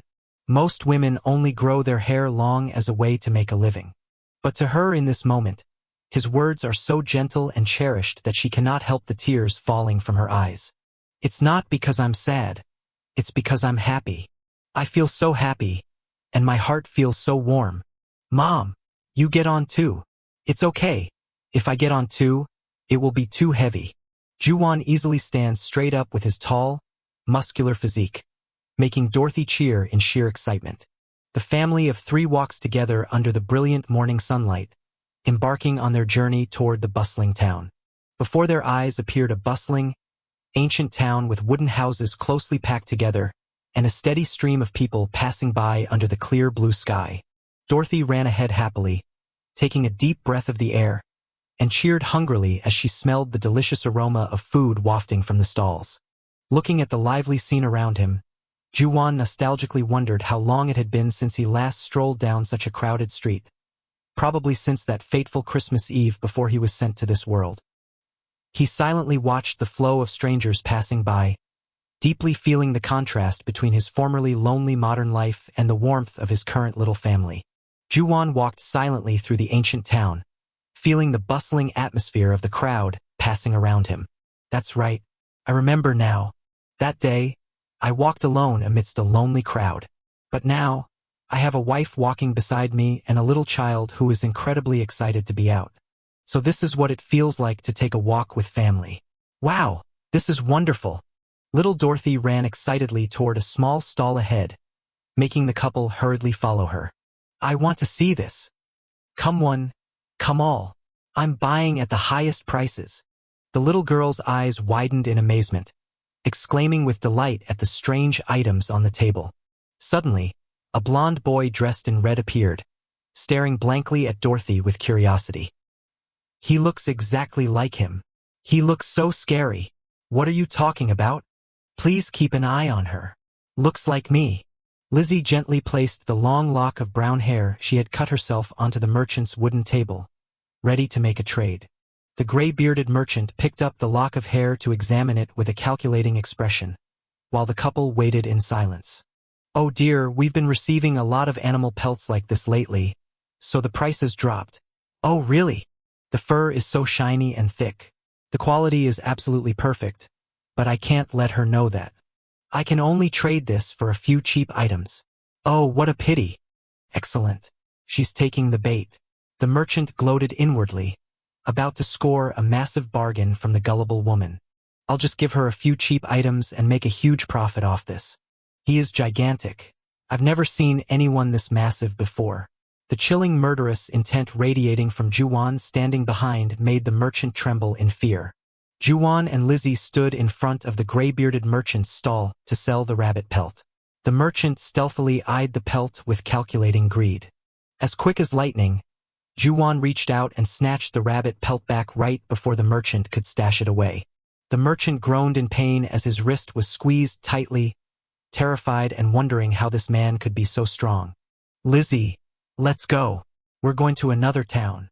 That guy's eyes, I knew right away he was lying. The merchant asked in a panic when he saw they were no longer selling. Lizzie was worried because the other town was too far, but Juwon smiled reassuringly, saying they would get there quickly. He completely shut me down before I even had the chance to negotiate. Juwon asserted that the rabbit pelt was still very valuable and that the merchant had lied to her. Lizzie asked back in blank surprise. The merchant hastily defended himself, claiming he was only quoting the market price. Only then did Lizzie realize that because she didn't know how the world worked, she had almost been scammed for a dirt cheap price. The merchant forced a laugh, pretending to take a loss, and hastily offered to add some salt, a pot, and a set of men's clothes to make them stay. Lizzie looked at the merchant suspiciously, wondering internally why his attitude had changed so quickly. Lizzie decisively took her husband's hand and said they should leave to find a place that offered a fair price. Juwon smiled and agreed to follow her. Juwon worried that the next shop was too far and offered to carry his wife on his back, but Lizzie shyly refused, saying she could walk by herself. No, that's one of the highest quality goods we received today. The merchant helplessly reached out, calling after the two as they walked away hand in hand under the sunlight. The merchant slumped his head onto the counter in utter despair, blaming himself for being too greedy and losing out entirely on a lucrative deal.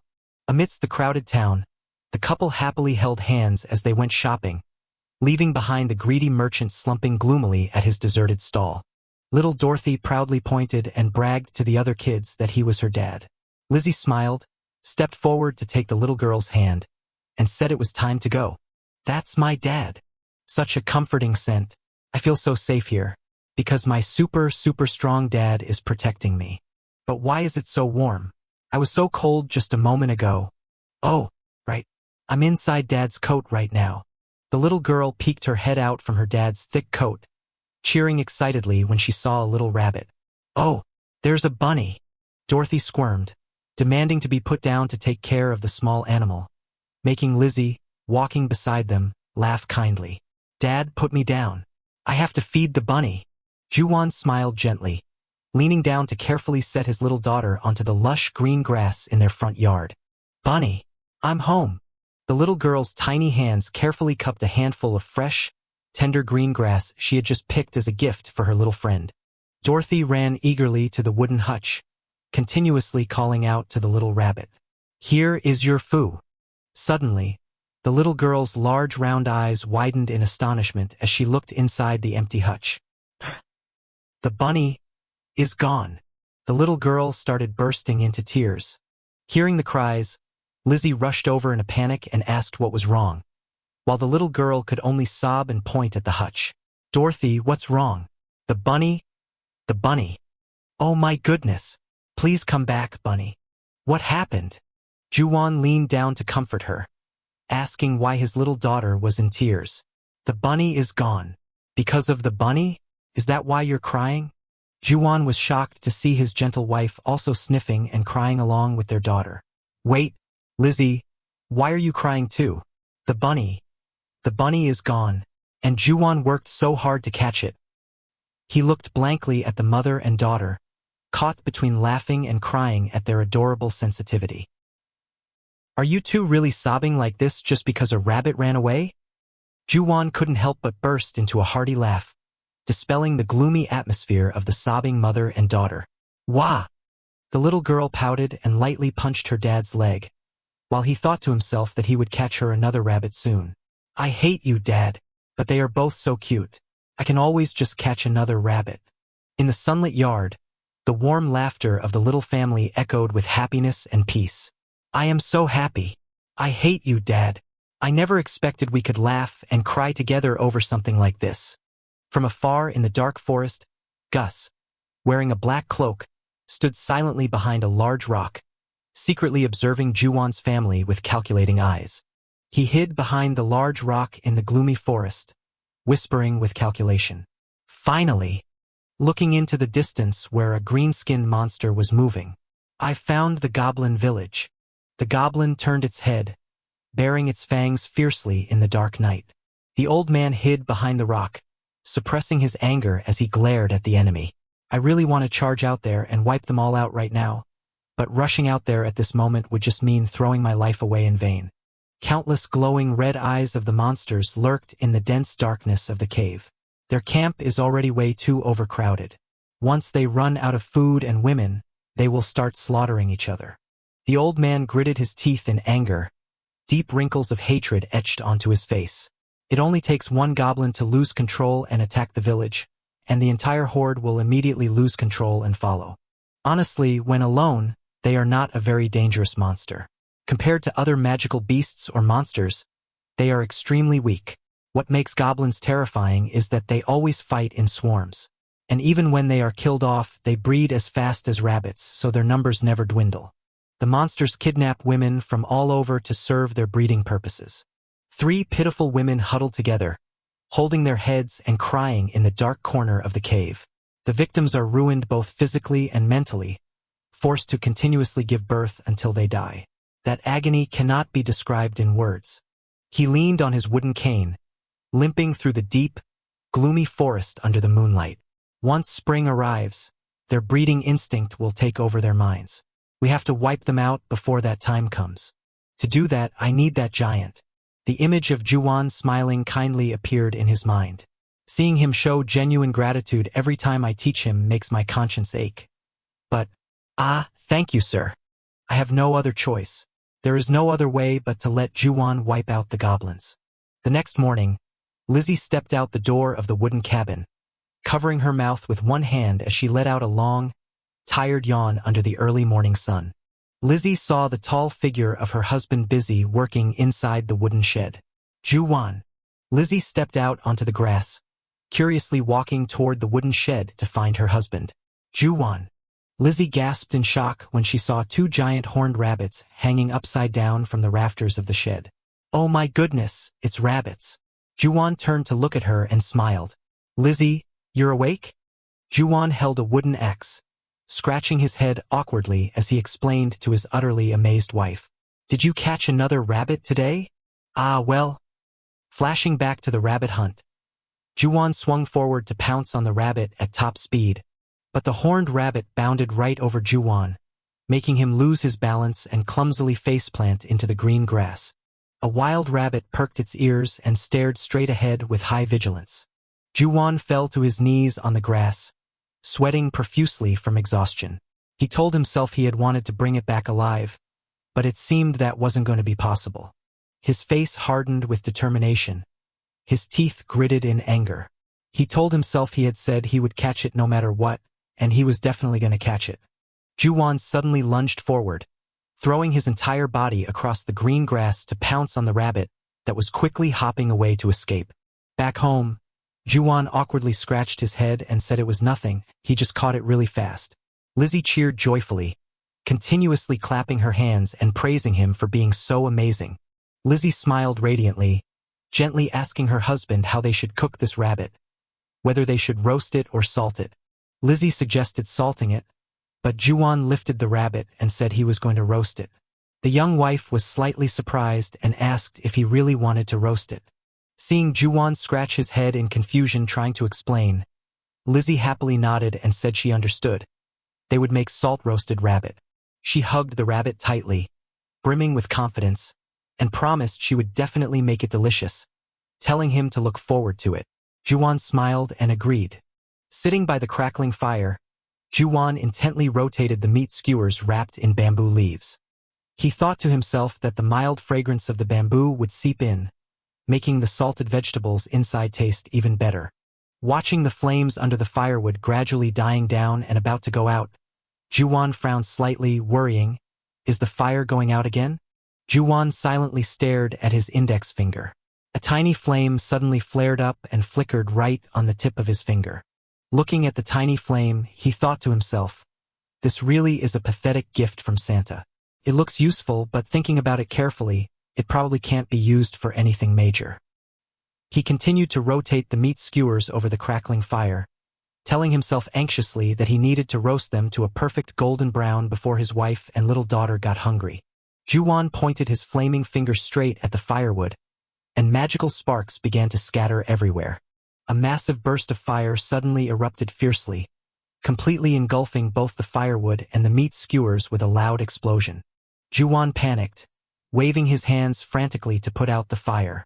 He yelled, begging the fire to stop because this was food for his family. It couldn't burn it. Looking at the tiny flame on his hand, he wondered in confusion why, after so many failures, it suddenly worked so powerfully. He guessed that perhaps the trigger didn't originate from his own body. He recalled the life and death battle with the giant wolf. That's right, the fire back then didn't shoot out from my body. It was cast directly onto the target, which was the wild beast. Ju-won looked up at the blue sky, gently touching his flaming finger to his face. He realized that if the magic was applied directly to the target instead of emitted from his hand, it would perfectly explain why his body was never burned. Ju-won pondered deeply whether he should test out this new magical capability. Imagine the fire surrounding the rabbit meat, roasting it gently. Roasting the meat to a perfect, even golden brown. He exclaimed in shock when he saw the magic actually succeed beyond expectations. I figured out how to activate magic. I can't believe I just made a whole roasted meat dish. Lizzie and Dorothy marveled at the fragrant plate of roasted meat. Ju-won scratched his head, explaining that this was a special whole roasted rabbit dish. Lizzie asked blankly, while little Dorothy cheered in excitement because she was about to eat meat. Ju-won used his burly hands to skillfully tear apart the piping hot roasted rabbit meat, smoke wafting up from it. Here, you two try a piece. The mother and daughter both took a huge bite, savoring the rich, delicious flavor of the roasted meat.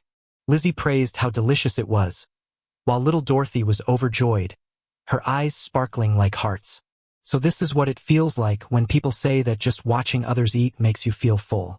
Just looking at them is enough to make me feel happy. Warm laughter echoed in the small house. Ju-won thought to himself that once he got the hang of it, using fire magic became incredibly easy. I can even use fire magic on targets about 50 centimeters away. If I could use this on living humans or animals, wouldn't this be a truly terrifying power?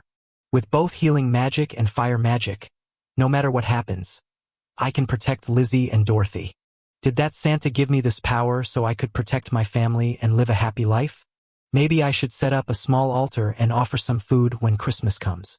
Ju-won startled and turned his head when he heard a loud call announcing that the baby rabbit had woken up. Dorothy carried the bamboo basket holding the small horned rabbit, skipping around the wooden cabin, and said excitedly, "Hey Bunny, Dorothy will give you a tour of the house." The little girl leaned her face close to the basket, pointing toward the large stone fireplace, and introduced, "This is the kitchen, where my family cooks." The little rabbit perked its ears in confusion as the little girl emphasized with grave importance, "It is an extremely important place." Dorothy innocently lifted the basket close to the wooden wall, making the small horned rabbit look completely bewildered. "Bunny, this is a wall." The little girl continued carrying the basket and ran quickly toward her mother, who was sitting on the floor folding clothes. "Bunny, let me introduce you to an extremely important person." Dorothy held the basket up in front of her mother, startling her into confusion. "This is my mom. You can't forget my mom." The wooden door opened, and Ju-won stepped into the house with his tall, muscular physique. The little daughter immediately cheered, "Dad!" Dorothy eagerly ran over and held up the bamboo basket to show her dad. He smiled gently, leaning down to greet it. "Say hi to Dad, Bunny. This is my dad." "Hello there." The little girl looked up with her chubby face and proudly declared, leaving him utterly stunned. "Dad, this bunny's name is Dorothy." "Huh?" Ju-won turned to look at his wife questioningly, while the little girl innocently stood beside them. "Dorothy? What do you mean?" Lizzie stood silently, her cheeks blushing red with embarrassment, her eyes nervously avoiding her husband's question. Ju-won numbly muttered the name, staring at his wife's body with an expression of pure disbelief. "Dorothy? And no way." A drop of sweat rolled down Ju-won's cheek as he emotionally realized the miracle. Inside that petite, slender body, Ju-won's muscular legs suddenly gave way, dropping to his knees on the wooden floor to his wife's astonishment. Ju-won tremblingly reached out to gently touch his wife's waist, his mind envisioning a little angel sleeping soundly. There is a baby inside. She is also surprised by Ju-won's action,